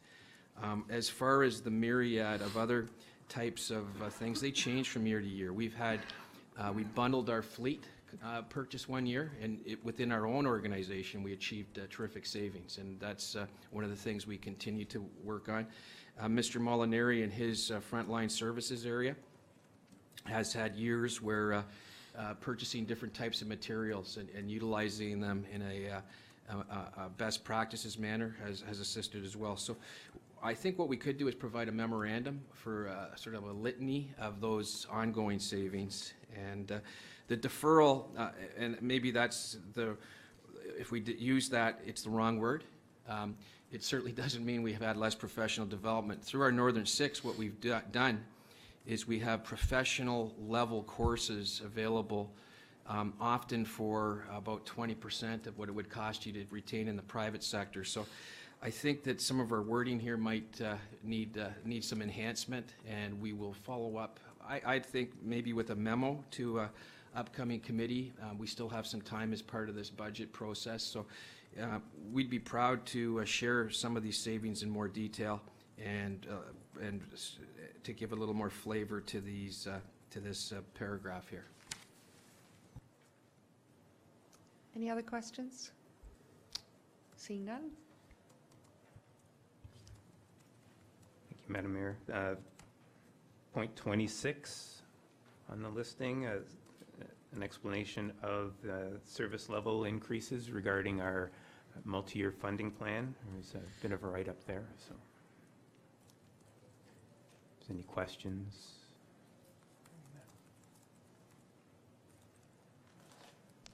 Questions? I'm not seeing any.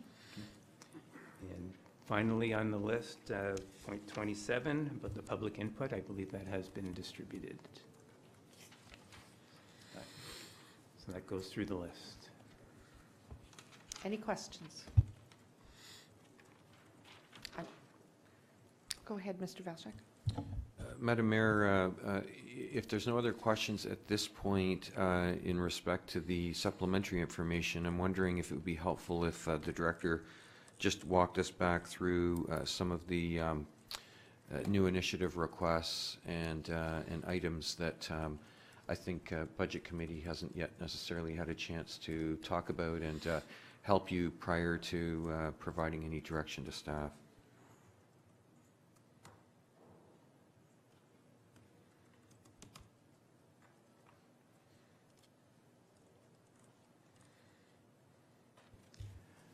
So through you, Madam Mayor, if we can turn to page 191 in the budget book, there's a summary of the new initiatives that have been requested. I may point out that these new initiatives have not been built into the budget, so to the extent that these are approved, it will have a pressure on the budget.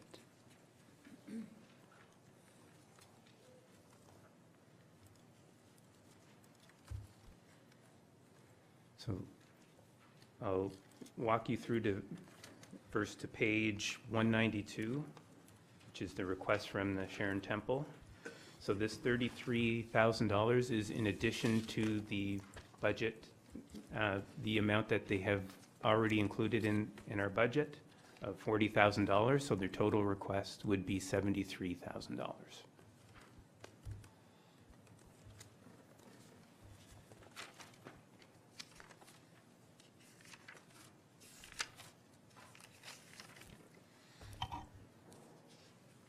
Councillor Roy Clemente. Thank you, Madam Mayor. Through you to staff, the Canada Day amount, I know that we have a budgeted amount in our own budget for Canada Day expenses. Does that include the grant that we give to the temple to operate the daytime event on our behalf? Because we partner with them to do the Canada Day celebration during the day. Madam Mayor, it's my recollection that in 2018, the Canada Day funding was rolled into the overall allocation. It used to be broken out separately, and I think as part of the deliberations last year, the decision by Budget Committee at that time was to put that together. I think the budget last year was increased by about $2,500, if I'm not mistaken, overall. But that $40,000 that you see in the budget in 2019 includes a portion that traditionally was broken out separately as funding for Canada Day.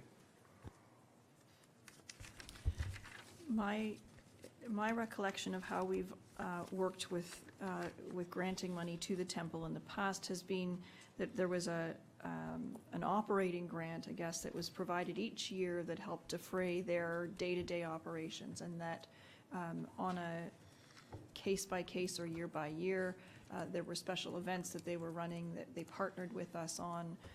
In the past, there was Weaving Words or Canada Day or other events that we've asked them to host in conjunction with us. And those weren't part of the regular operating because they were events focused. And so I don't recollect the specific conversation from last year. I do know that we increased the operating grant because we ourselves were growing, and we were trying to treat things as if they were, we were trying to help them operate, because we ourselves were seeing assessment growth. We were trying to provide them with additional operating funds. So that 40,000 in my mind was the operating grant that we were giving them for the day-to-day operations, but that there were specific event-focused things, that those were grants that we were providing to them.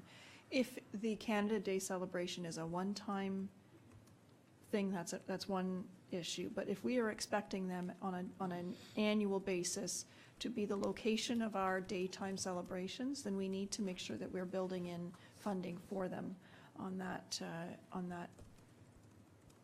matter, I guess is the best way of looking at it. And as far as these other issues, I just wanted to make sure that we were, from an events perspective, that we were giving them the money that they needed to operate things in partnership with us. Madam Mayor, through you, certainly I think they've been consistent each year when they present to Budget Committee that they would welcome any additional operating funds to help them in their annual operations. But I do recall as well discussions, and I don't know if it was formal or informal, but that traditionally there was a sense that the operating grant, that the Council of the Day wanted to make sure that it aligned roughly with the population. And I seem to recall something around using $1 per resident as a rough estimate of what would be a reasonable operating grant. So in today's context, that would mean somewhere between, say, $30,000 and $32,000 as an operating grant for 2019, and the balance potentially for event-type support. But that's just what I recall as sort of the historic thinking and benchmarking for the grant allocation to the temple. I recall that as well, and I know that the last couple of years we thought to move on the high side of our population, knowing that between now, when we pass the budget in September or October, when they're operating, that there will be many more people moving in. So we were moving forward with that as opposed to holding stagnant. So we're at 40 now, is that correct?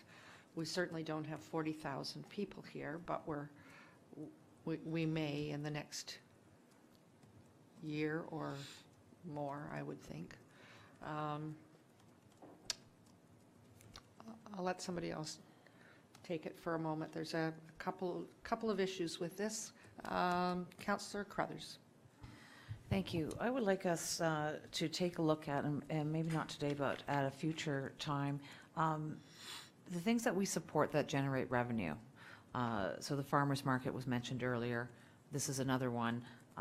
The car show potentially generates revenue if they've got food trucks or sponsorships, and yet we have budgets for each of these. And I just think that the way we approach any event or committee that is generating revenue, we need to think very clearly about that. And I've got, I thank Councillor Roy Clemente for forwarding the budgets and that from the temple, but I haven't had a chance to really digest and the way they're doing their accounting. I'm not familiar with that. So I would not be in favor of allocating more money to the Sharon Temple until we had a better idea of how the cash is flowing. I think that the $1 per resident plus a few $1,000s more for events is very appropriate. Thank you. Councillor Morton. Thank you, Madam Mayor. I too remember the $1 per population because I think that was brought in many years ago, not just in the last 4 or 5. And my one concern is, and Mr. Pearson brought it up the other day, is the Heritage Advisory. I know that they want to hire someone. I think that's what he put across to us. because people are asking about the heritage of East Gwillimbury, and they're looking things up, and they have nobody on staff right now that's qualified to actually do that history. And did I get that right from his presentation, his investigation? That was my understanding as well. This would be a new service that they would like to provide in the community. But I'm willing to do the 40,000 again, but I'm not, I'd have to know more about the Heritage Advisory and how much they actually really do the information and research on. Any other questions? The outreach for 5,000, do we have any more information on that piece? Seems like an all-encompassing, just not sure what they're looking for 5,000. Go ahead. Through you, Madam Mayor. We don't have any detail on this request, but if we look at the budget that was approved in 2017, they had broken it out into general events and storytelling. But I'm assuming that it's the same.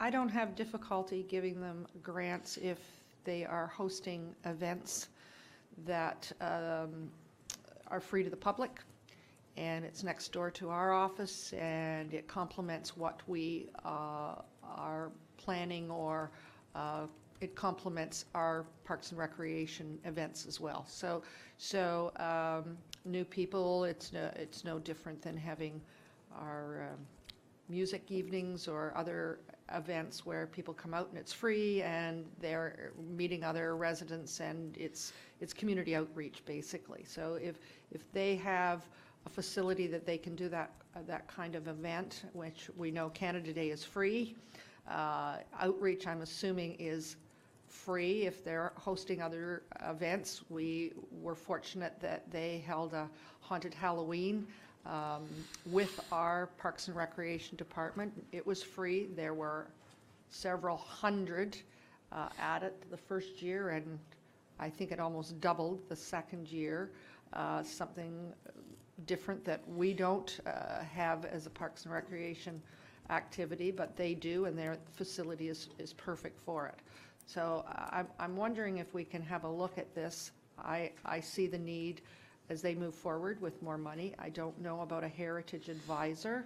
A heritage advisor is something enhanced from where they are today, and perhaps we could give them something that would cover the cost of those inquiries that come in. But to me, this would be a whole different level of service and we haven't really talked about a whole lot of enhanced service ourselves moving forward. We're trying to keep it fairly level this year, I think. So I'm not sure if anybody has any answers to that. Oh, Councillor Roy DeClemente. Thank you, Madam Mayor. I think that I'm fine with the $40,000, and in fact, I think it's something that they need to rely on, and we need to communicate to them that they don't have to ask us every year for that's part of their sustainable funding source, because that's one of the things that they struggle with, is making sure that they have a reliable source of income. One of the points that I will make is that we as a municipality don't have a museum, and many other municipalities have their own museums and are supporting those museums through tax base, through operating grants. I don't know, I'd have to do some research. I don't know what those municipalities are spending on their museums, but I'm sure that it's far more than $40,000 a year. So whether we change things now or later, we may need to be a little bit more mindful of the fact that we're getting a great deal of value for that $40,000, and whether or not we want to support them through and formalize that arrangement as a heritage advisory role in that they are providing a service to our residents, and we acknowledge that. I've heard of people saying, our customer care people are saying to them, no, we don't really have a lot of information, or even when they come to the library says, well, maybe someone at the Sharon Temple can help you. We know that they're providing a service to us, whether we want to financially incentivize or reward that. I think we need to be mindful of that, and I don't know if now's the time to do it, but I think we should be considering that and what that looks like, and what other municipalities are doing to support their museums and their cultural institutions, and what that looks like financially for us. So whether we do the Heritage Advisory Committee for the Heritage Advisory role for 25,000, I think we should set that aside and explore that further. The outreach, I believe, was, if I recall the presentation, the outreach had to do with the fact that they're kind of a victim of their own success, in that they are required to do more advertising and to support their marketing initiatives in order to continue to sustain that growth that they've seen as far as attendance numbers. I struggle with that at this point, but I think we, again, need to have a look at how we're funding them. For Canada Day, I think what we really should be doing is incorporating that into our operating budget.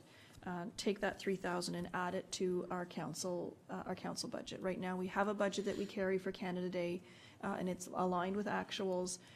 If we want the Temple to continue to offer that service and partner with us, then I think we need to build it into our Canada Day budget, and that's just simply part of the deal. Until we decide not to partner with them on a daytime event, then that's another thing altogether. But there is a significant cost to them to run that event on our behalf. And they are seeing a great uptick in the population numbers there. So those are my thoughts at this moment. Thank you. Thank you. That was very helpful. Any other comments? Councillor Morton. Just to sort of touch on to Councillor Roy DeClemente's comments about Canada Day, are there grants out there that they can apply for, or anyone can apply for celebration for Canada Day? Does anyone know? I believe the 150 had something attached to it from the federal government, but I don't believe there's anything now. I stand corrected.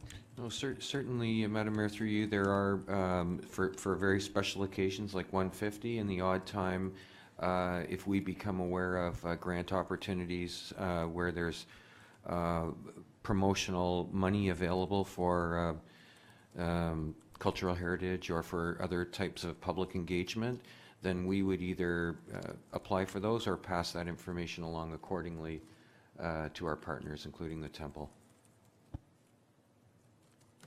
It's unfortunate that the Temple, being a National Historic Site, has no funding from the body that deemed them a National Historic Site. It's too bad.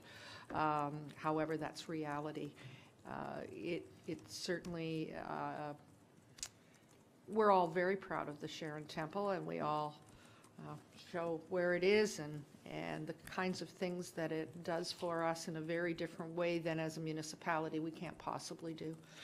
I'm just looking at these numbers, trying to see if we can recognize in some way that they are growing, and we know that from the numbers that they have there. I also recall that Mr. Pearson talked about the ability to take the money that we have and leverage other money as well. So I'm just not sure how we can go about it. I think there's an opportunity for us to move the Canada Day into ours, and that, thank you, Councillor Roy DeClemente, that becomes part and parcel of Canada Day, and we will continue to celebrate it as long as I know.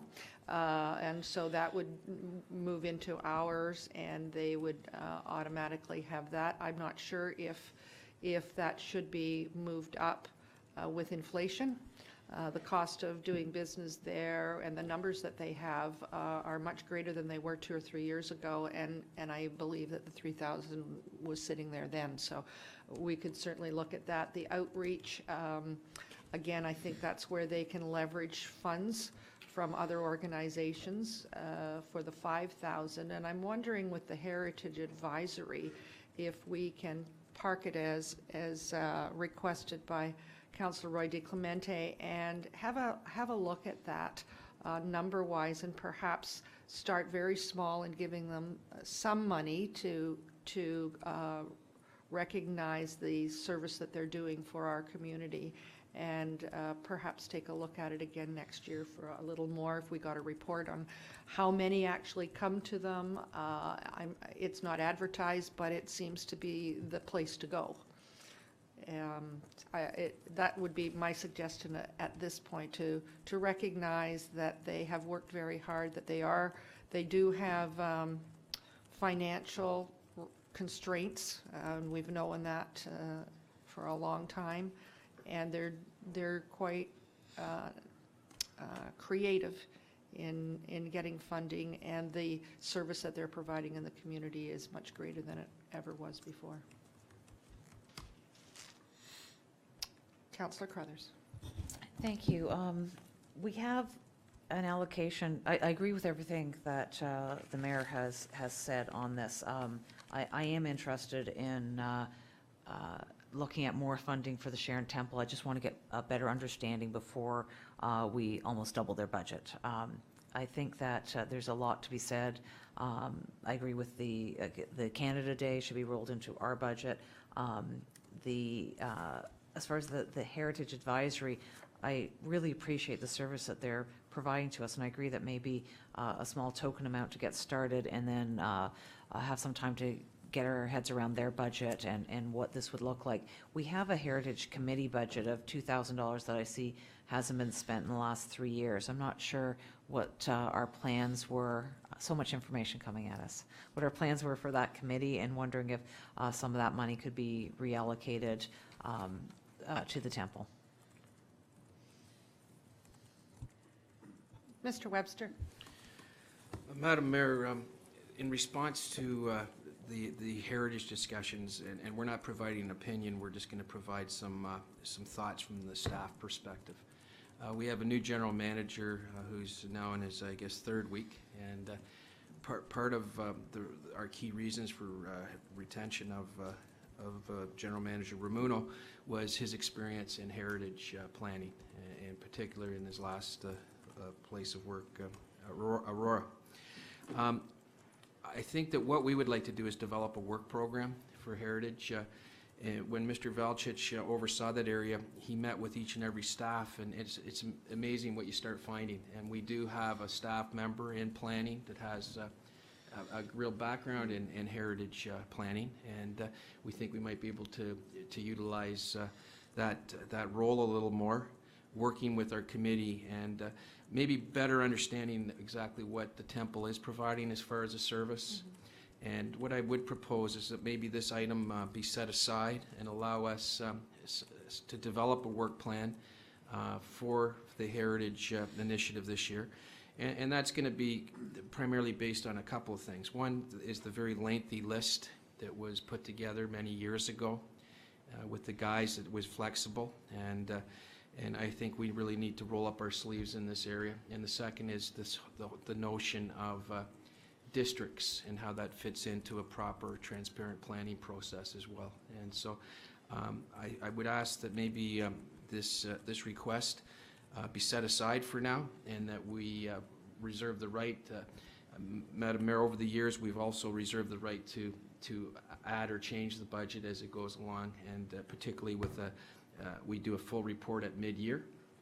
But I think this one here we could probably deal with prior to that with a detailed report on a work plan for the Heritage Initiative, and some thoughts for maybe if this resource request could be considered at that time.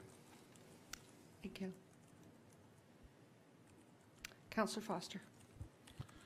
If we are going to park the Heritage Advisory, it would be helpful at that time to see more information. I think it's been mentioned a couple of times, specifically how many requests they have and how many of those requests come directly from the Heritage Advisory Committee, how many requests come from the general public. And, you know, many times I've been thinking about the temple and different revenue streams that could possibly help them out. Maybe there should be a fee charged for some of this heritage information they're looking up?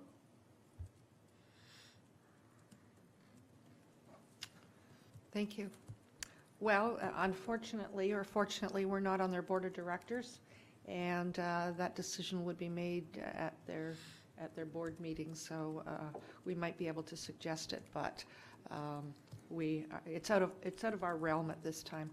I'm hearing, correct me if I'm wrong, I'm hearing that the Canada Day and the outreach seem favorable to members of committee today.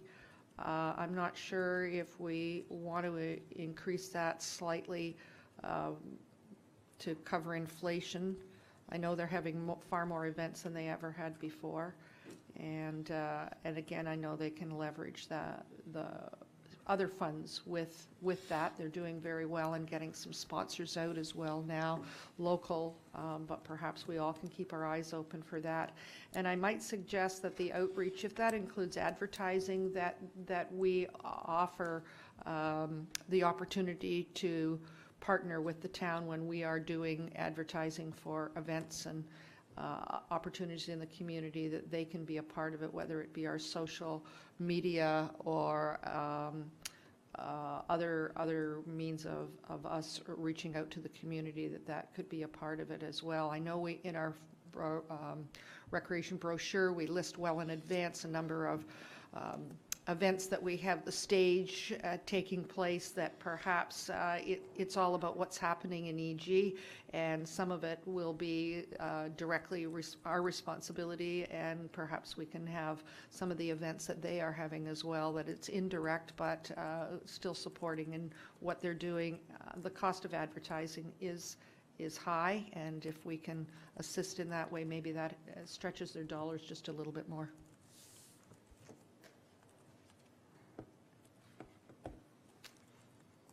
So I'm not seeing anyone objecting to my suggestion. I'm not sure I'm quite sure that it's not what the Sharon Temple had in mind.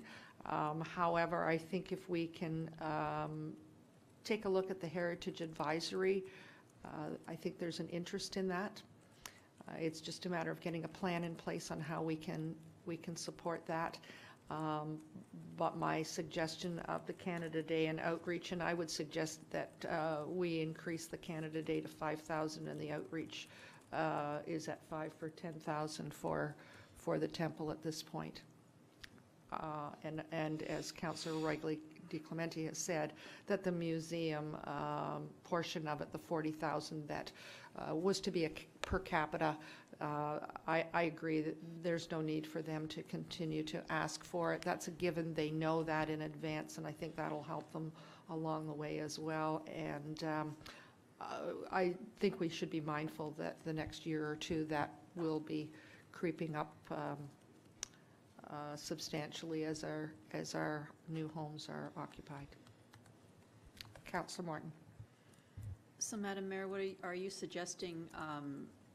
Not the 33,000, but 10,000 to cover the other two, the Canada Day and the outreach? Or I know Councillor Roy DeClemente said about just rolling the Canada Day costs into our Canada Day. It's as broad as it is long. They provide a daytime program for Canada Day. We could just move this and put it into our Canada Day and then write a check from that portion as opposed to directly to them. I'll leave it up to finance to let me know what might be the easiest way to do that. I'm sure that they leverage that for much greater, so I'm not sure which way is the better way of making sure that they can get out there and get some sponsorship, particularly for Canada Day. Councillor Roy DeClemente. Thank you, Madam Mayor. I'm not sure that I heard as much support for the outreach piece of this request as you may have, and so I hesitate on that one. The Canada Day piece, they've only asked us for 3,000. They haven't asked us for more. and so I'm fine with that. If we want to give them a little bit of extra, given that they have lost the ongoing grant from the landowner group, their Trillium funding came to an end, there's some operating holes that they have. If we want to give them a little extra, I'm fine to add that into their operating grant. I don't necessarily want to call it outreach. But what I was going to do was suggest, pardon me, that we put a motion on the table to sort of put some meat onto the bones of this, that we amend the operating budget for mayor and council's Canada Day to be 17,000, up from 14, which moves that $3,000 for Canada Day directly into our operating budget, which provides them with that annual fund to operate the daytime portion of our community event.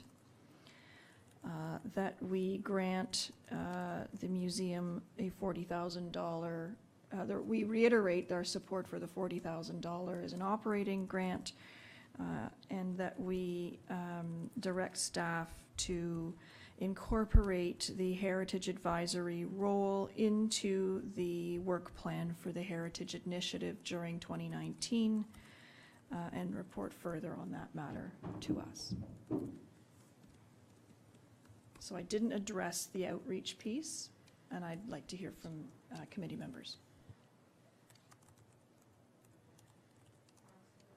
Councillor Carruthers. Thank you.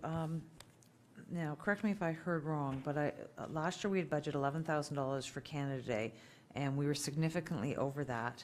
And I thought I had heard that that was because that money some money went to the temple. So I'm not sure that we need to increase the budget more than the 3,000. We're already increasing it, but the money that we give the temple for Canada Day should come out of that 14,000, which is up from 11,000. So we've already increased that budget $3,000.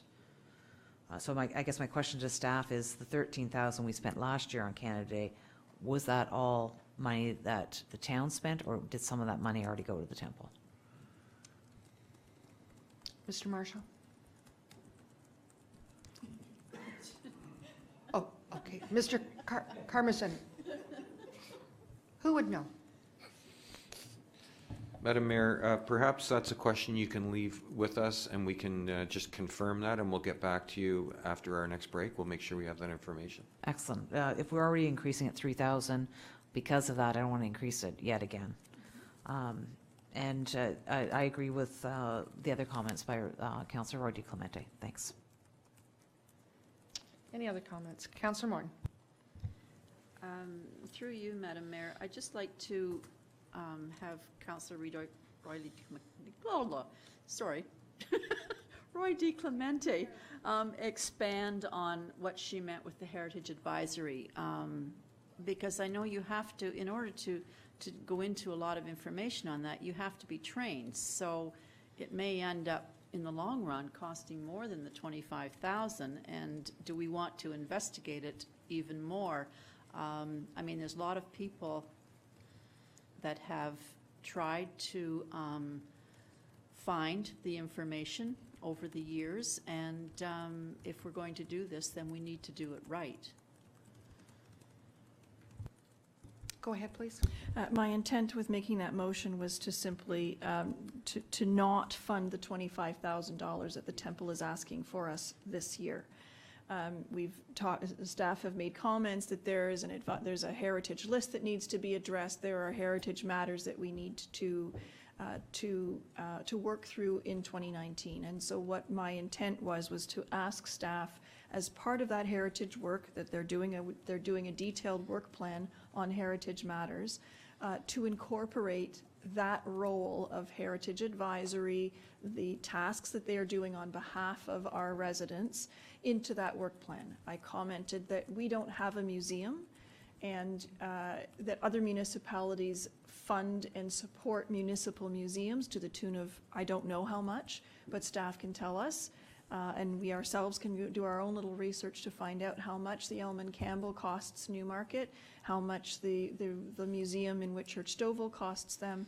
and really have a good handle on what heritage costs a municipality and whether we can find a way to support an institution that is delivering those services to us at a very value-added matter. So it's acknowledging that they're serving a role in our community, but finding a way to make sure that we're financing it and that we are supporting it in a cost-effective manner. So really, it was to not fund that $25,000 this year, but to acknowledge that there is a role that they're playing and to formalize that through some work that staff are going to do in the coming year.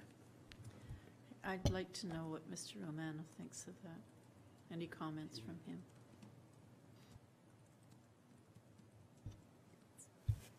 Through you, Madam Mayor, no, I think as the CEO mentioned earlier, I think it's an appropriate approach as we do have the capital project with respect to reviewing our heritage list and exploring the opportunities for heritage districts. So I will report back to council at a future date with the work plan and how we're going to manage that project. Thank you. Other comments? Councillor Crone? Thank you, Madam Mayor. I think I echo some of the feelings of my colleagues here. I'm certainly, I think we owe it to the temple to give them some stable and predictable funding, and let's institutionalize it so they don't have to come back hat in hand every year and ask for money. As far as this particular request, I'm okay with about everything except the Heritage Advisory component of $25,000. I think we need to explore that a little more.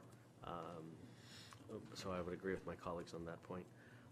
But let's really give these folks some peace of mind that they can expect stable and predictable funding. That's all. Thank you. Councillor Roy DeClemente. I did want to also advise committee that late on Friday afternoon or Friday evening, I received an email from Mr. Pearson. The temple was notified by the Trillium Foundation on Friday that they received a grant for $118,000. If you'll recall, he had said that the old queen needed over $300,000 worth of repairs. So they did get a grant, and that grant is to paint the complete exterior of the temple and the interior of the first floor. There's some repair work to be done before the painting, but it's included in the grant. So that was one of those, every grant that's available to them, they're applying to it. And to Councillor Crone's inquiry about supporting local businesses, the contract will be awarded to a painting company from Mount Albert. So I think what I'm hearing then is we're good with $3,000 for Canada Day. It will go to ours, but find its way to the temple. I'm not hearing a lot at this point for outreach. I thought I did, but I'm not. I'm going to take that out unless somebody tells me differently.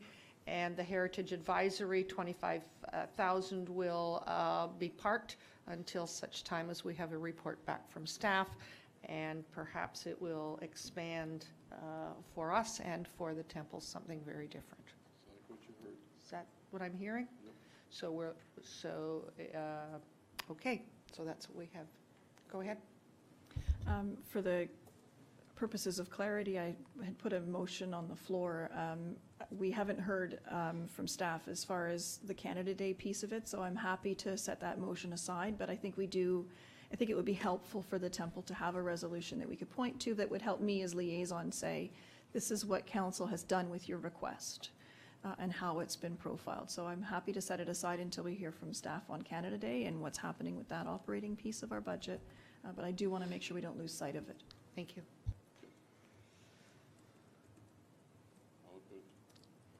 Okay, so with that, we'll move on.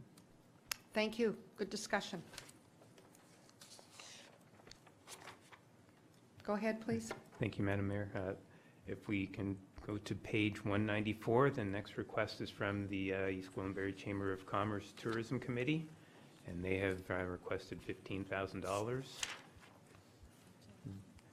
There was nothing in the 2018 budget in terms of sustainable funding for the tourism committee. So this would be a new request.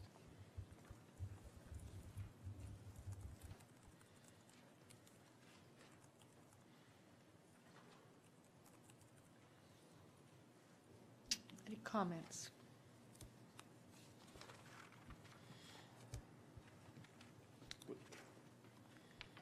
Councillor Persicini. What did we do last year? Was it the same amount? Was this the first time?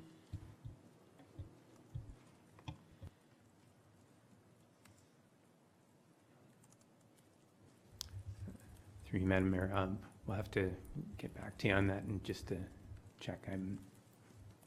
We'll dig into that. Councillor Roy DeClemente. As Chamber of Commerce liaison, I recall that in 2016, my notes say we gave them $7,500, and in each of 2017 and 2018, we gave them $8,500. So this is a significant jump in their request, but I think there's also a significant jump in their activities.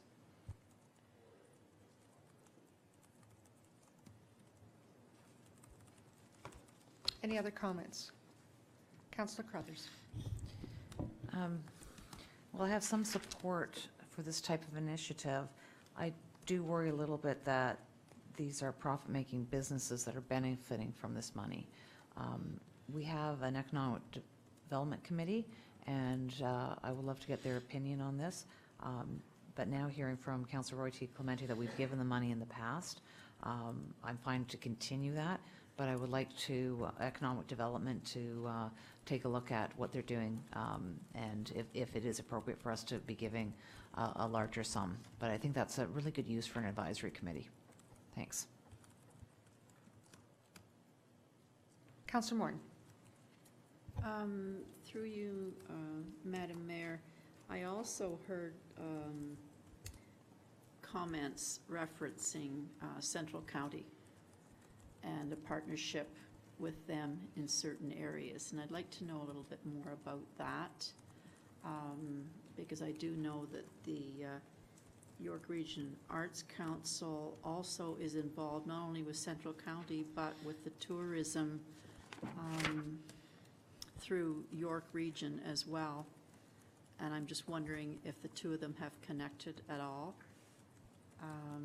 I know that Amy at some point was involved with that, and whether anything has come from that.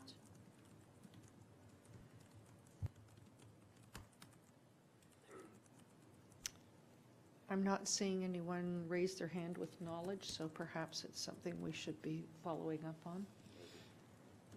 You have knowledge. There we go. Go ahead. I don't know what the quality of the knowledge You is. didn't indicate you had knowledge. I don't know about the quality of the knowledge, but there's knowledge. Central Counties, I believe, provided some seed money. They don't have a lot of money, but they provided some seed money for the development of the EG website, the EG tourism website. There were some challenges there from a search engine optimization perspective that they did not have funding for, and so the quality of the website suffered to some extent. They have also leveraged the funding that we have provided them with money from South Lake Community Futures to do some of these initiatives as well. And I think I've pulled up their presentation to Budget Committee back on the 16th of January, and the initiatives that they're looking for are to do a historical tour with a brochure. They are looking to expand on their Shop EG and their sports tourism initiatives. They're looking to expand on the scope of the Farm to Fork. And it says here the ongoing development and maintenance of the tourism website, which I think is them trying to address some of the issues. Given that Councillor Carruthers' comments as far as wanting to hear back from EDAC and wanting a further clarification that Councillor Morton would like, I think it might be appropriate for us to give them funding similar to what we did last year and ask some of those advisory committees to report back to us. And I'm happy to make that motion. Thank you. Similar meaning 8,500? Okay, thank you. So I will give you a motion, if you'd like, that we provide the EG Chamber of Commerce Tourism Committee with a one-time grant of $8,500 for 2019, and that we forward the presentation and the request to our Economic Development Advisory Committee for further feedback and an insight. Thank you very much. Vote on the motion. All those in favor? That's carried. Thank you. Next one we have is River Drive Park Community Recreation Center Committee. They host a barbecue in August. They host a seniors free lunch the end of November, and they host a children's Christmas party very close to Christmas. The barbecue, they charge a nominal fee. The other two events are no charge. And it is, they are very much community. So they're looking for an increase in their funding from previous years and an increase from what other community organizations get as well. I'm okay with that. If Councillor Morton wants to move that. Any discussion? I'm not seeing any discussion. All those in favor? Opposed? That's carried. The next one is 55-plus games, and I know we have a number of older adults that participate in this every year. I believe that we have held the same price, the same budget item for a number of years, but I stand corrected. Is that, how long would that be? Would you have any idea? Many years? Yes, okay. And quite often there are 20 or 30 of our older adults that get out to these events. I'll move that. Moved by Councillor Persicini. Any questions or comments? I don't know whose hand was up first. I'll start with Councillor Crothers, and then I'll go with Councillor Roy DeClemente.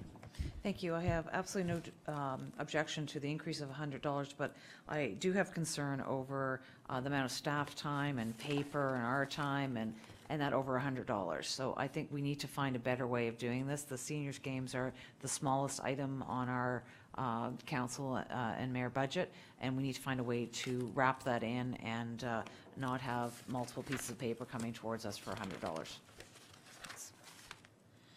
Councillor Roy DeClemente.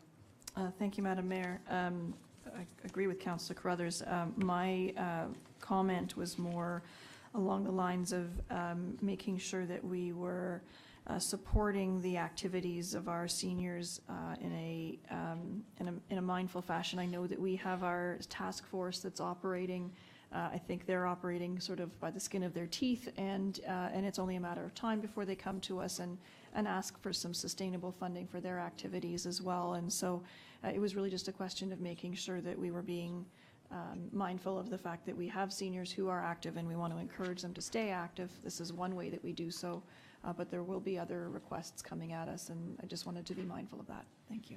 Thank you very much. Yes, I'm quite sure that they're organized, or they're organizing, and they'll organize much better this year than last year, and I'm sure we're going to see some requests come up. In the meantime, I believe that we support them with facilities and some staffing, and I think there are a couple of events that we actually have participated with them. So stay tuned. It's going to be much greater in a very short period of time. Councillor Crothers. Perhaps the solution then would be to establish a line in our budget for seniors initiatives, and that way we won't get this $100 at a time coming at us, but put a line under our budget for $1,000 maybe for this year if we can carve that out of some of the other ones, and then we can just draw on that as initiatives come up. I like that idea. However, I also would like it to come to council. I think it's really important that we know what's going on out in the community, particularly with the seniors and the growth that is taking place. And sometimes if they just automatically get some funding, we're not aware of the groundswell that's coming. So I leave it up to staff to be selective with information. Perhaps it's a couple times a year. I'm looking at Mr. Karmazin because I know it falls under your department in many cases. But we'll just, whatever seems important at the time that they are growing and the needs that they have and how organized they are getting much more organized than they have been in the past. Did I have a motion for that? Yes, I did. Councillor Persuccini. All those in favor? And that's carried. That's the last of my book at this point. I'm wondering if we could have a quick update of where we'll head after our break. Madam Mayor, through you, I would recommend that after the break, we come back, provide some of the additional information that you'd asked for with respect to Canada Day. We'll come up with that information for you. And at that point, it would be helpful to staff if Budget Committee was able to perhaps get a sense of what might be your position that you would like to direct staff at this point to undertake in terms of what a final budget position might look like overall. If it's where it needs to be now, that's fine. If it's somewhere other than that, if we could understand what that looks like, then certainly, and be directed accordingly, we would be able to come back to you perhaps even at the first meeting in February. The budget approval is targeted for the second meeting in February, but we can come back with something that reflects what we understand to be the Budget Committee's final wishes in that regard. And then once we have that, we do have some in-camera items that deal with specific employee and staff matters that we would like to talk to you about. And that, I believe, would be everything that's left for today's meeting from my perspective, unless there's anything else that you'd like to go over. Thank you. Well, we'll break and come back, and I'm sure we'll have some discussion regarding whether it would be the first meeting or the second meeting of February. Thank you very much. And with that, we will recess until, is an hour enough, staff, to get caught up on your emails and business that's happening while you're sitting here? Okay, 1 o'clock then. Thank you.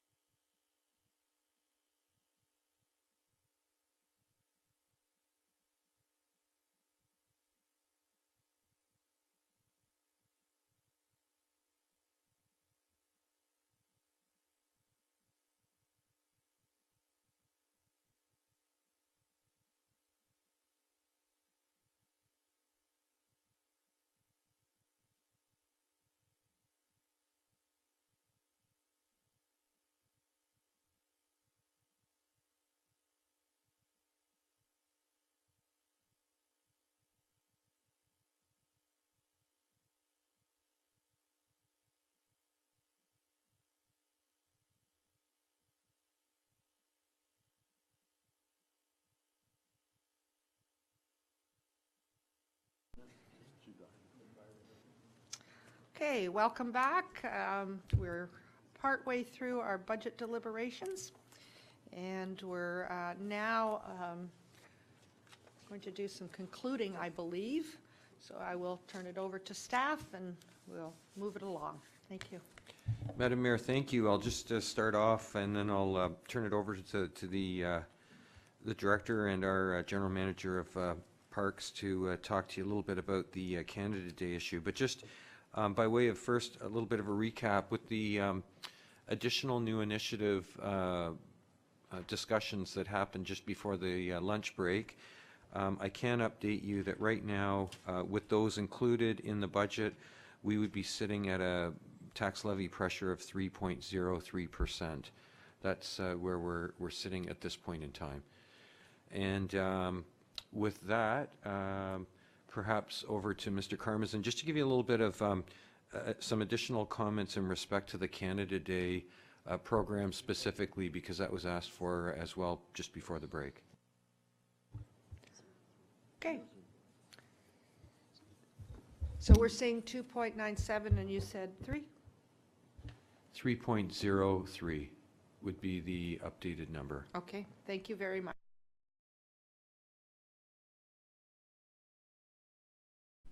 Councillor Roy DeClemente? Can we just have a revision of what we added, please? Through you, Madam Mayor.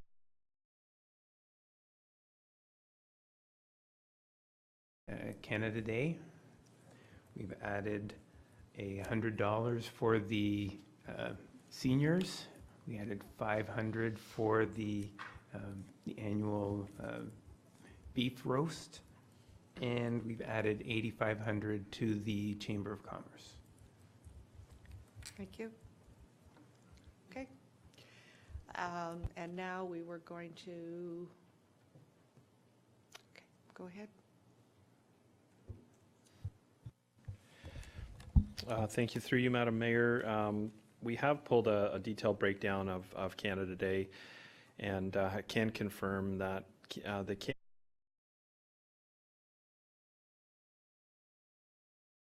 budget under expenditures other is for the festivities at the Mount Albert Lions Park.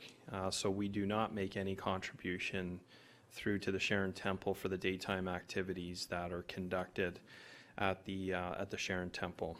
It is a partnership event in that we do advertise it together. We co-host the event as the daytime activities at the temple and the dusk and evening activities and fireworks at the 2018. The majority of that is for commercial fireworks. Commercial fireworks are very expensive. The fireworks are $52.92 of that, $13,121. And then as well, we do have entertainment costs for the band and DJ. We do have electrical hookup costs that are over and above that for portable generation systems that have to be installed by an electrician as to the ESA standard. And then as well, we do have an amount for paid duty police as well as site at Mount Albert Lions. So that is in essence the lion's share of the requirement for that event. And we also did last year have an offset towards that $13,121 of $6,000 that is under other revenues. So an amount was provided by the TD Bank to sponsor that event at Canada Day at Lions, and so that amount is included under other revenues. Moving forward, the increase in the amount is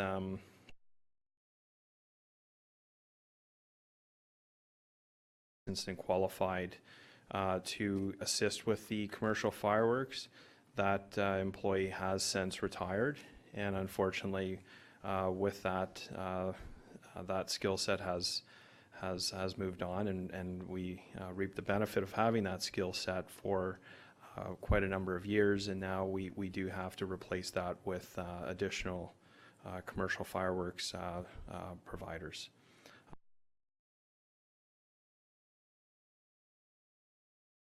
suggestions, if it's council's wishes. Questions of Mr. Carmazin? Councillor Persichini. Not a question, but a comment. Apparently, he was retired. He was doing it, I don't know, for a few years for nothing anyway. I heard that's a good person he was. So we're very grateful that he did that. When he did retire, he came back. So now we finally have to pay for a little bit, and I'm okay with that. Councillor Morton. Through you, Madam Mayor, to Mr. Carmazin, although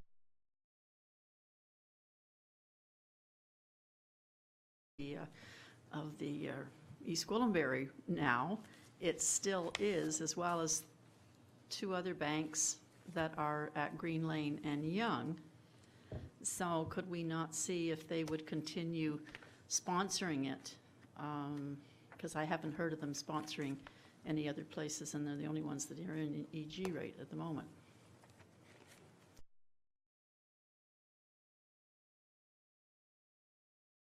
Pursuing sponsors for our entire events inventory, and that would be they would be approached to prospectively provide sponsorship dollars for any of our town events, Canada Day included. Any other questions? Thank you.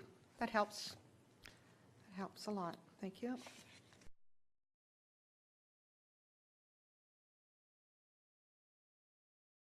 You need to be clear about that additional contribution.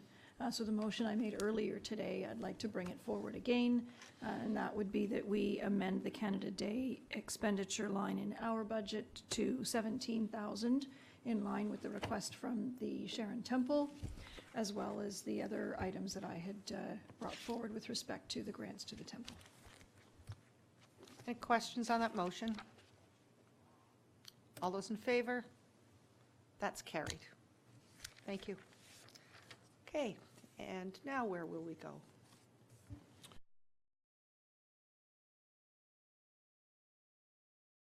Pardon me, there are still a few areas that are yet to be approved in principle. Is that correct, Mr. Marshall?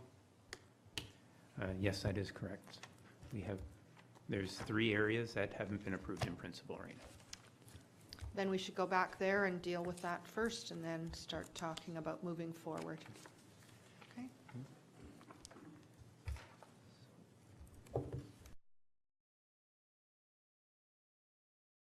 The legal and council support services budget has not been approved in principle yet. I think we were waiting for adjustments to the contracted services line and adjustments to the present.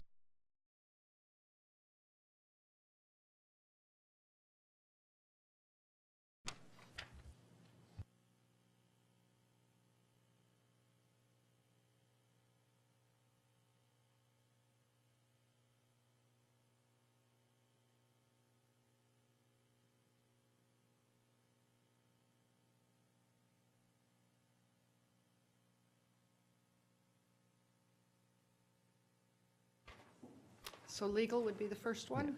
So if we could turn to page 25.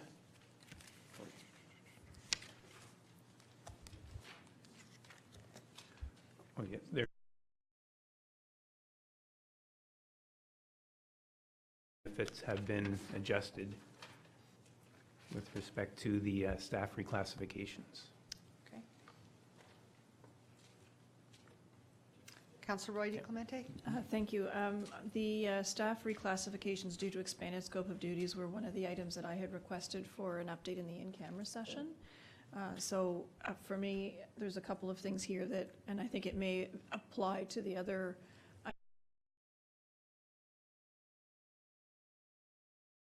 So I'm wondering if it might be prudent to flip and do the in-camera session first and then come back to these. Just a suggestion. So for that one, we will flip. Perhaps we'll talk about the other 2 that aren't, and if that's the case, then we'll move them all.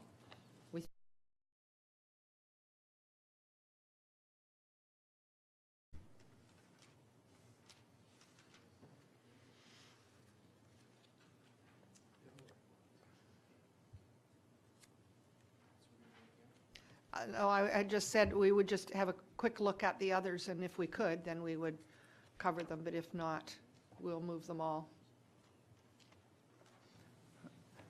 Madam Mayor, the second one that has not been approved in principle.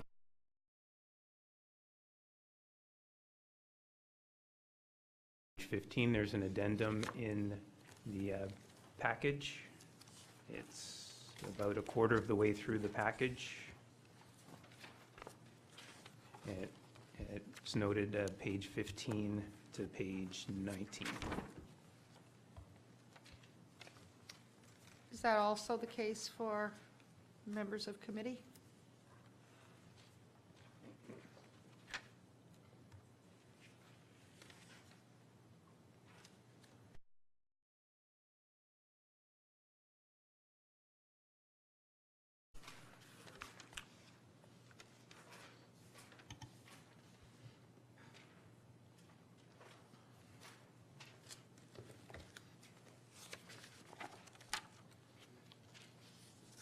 Councillor Roy DiClemente.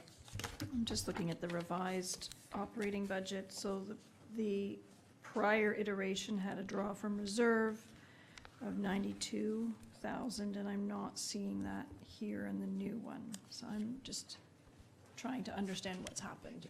So, through you, Madam Mayor, the change that has been made in the CAO's budget is the secondment position that was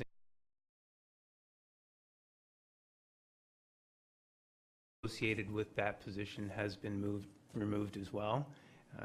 That the secondment position is proposed to be funded through the salary gapping that we have for the one position.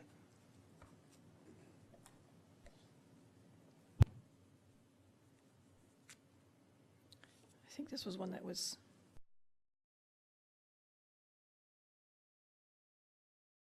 Just leave that one, and the last one? The last budget that has not been approved in principle is the mayor and council. I would say we'll deal with that after we have in camera then. Okay? Okay. Very good.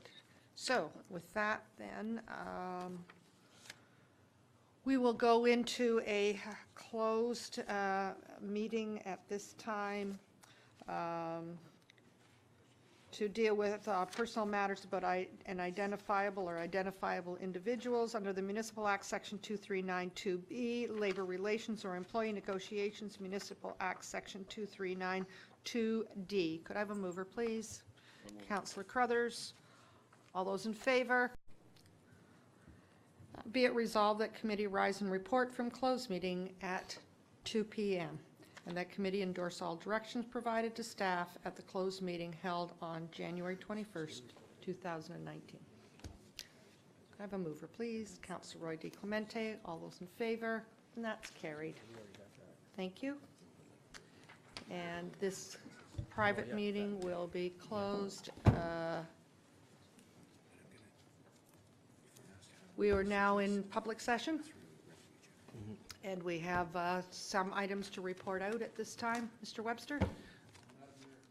If we may, I believe it would be helpful if we put proposed duties for our economic development strategy area, and we could have a little discussion. There's been a preliminary job description of types of duties and roles that a candidate would look at. We're looking at potentially this being contract or full-time at this point in time, and we're reserving judgment on the title. We'd like to get some feedback from council on this position at this time.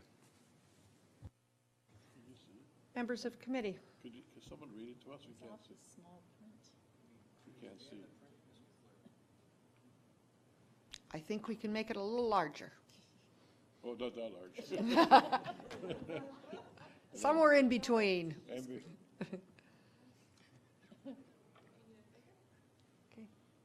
A little bit more. Okay, I think it's fine. Other members? Yep.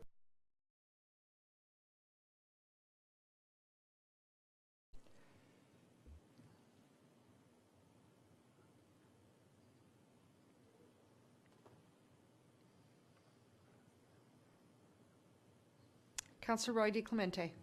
Thank you, Madam Mayor. One of the bullet points, I think it's the second from the bottom, is ongoing business liaison with existing businesses. Earlier today, we talked about our tourism committee and the initiatives that they were undertaking. We allocated some funding to that.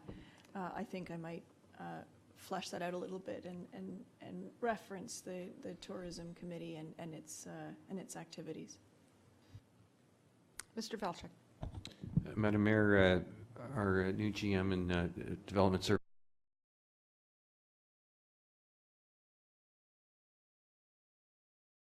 because your existing businesses are key, and you have to make sure that that they stay and that they expand when they're able to expand. So we can bolster that as well if you like. Go ahead. That had actually been my next point, was that we have businesses here who may or may not need to grow or may need some encouragement. There may be some barriers to their enhanced participation in our local economy, and that's one of the other opportunities that we can use. If they're here now and they're hiring, that's what we want to hear. Any other questions or comments? Councillor Crothers. I would like to reiterate my comment about the need for diversity, especially in this type of role, and clarify that hiring for diversity does not ever mean hiring someone who's less qualified. Hiring for diversity means that you reach out to people who aren't normally coming forward. It's about hiring the best person and looking in places where you might not look.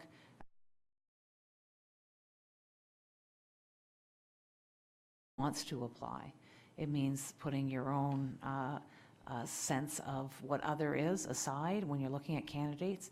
It does mean getting the absolute best candidate, but it's about looking at it differently so that the best candidate applies.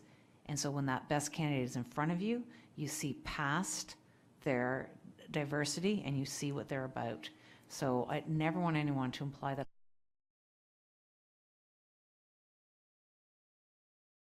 best candidate, and making sure when we are looking at candidates that we're seeing past how they present themselves, and also making sure we're using a headhunter to reach out to people who wouldn't normally apply, who are the best candidates. So I just want to clarify that comment from earlier. Thank you. Anyone else? Councillor Crone. Yeah, just thank you, Madam Mayor, through you to staff.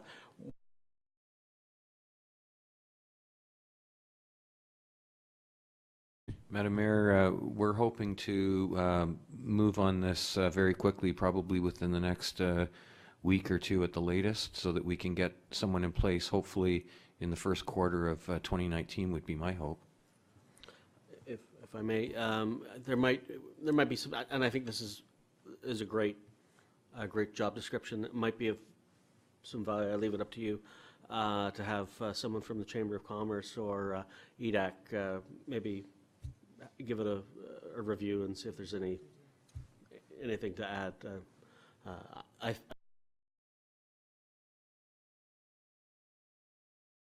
Job description. Thank you for doing it. We're excited. Any other comments, questions? Thank you, Mr. Webster. We will move forward with this position.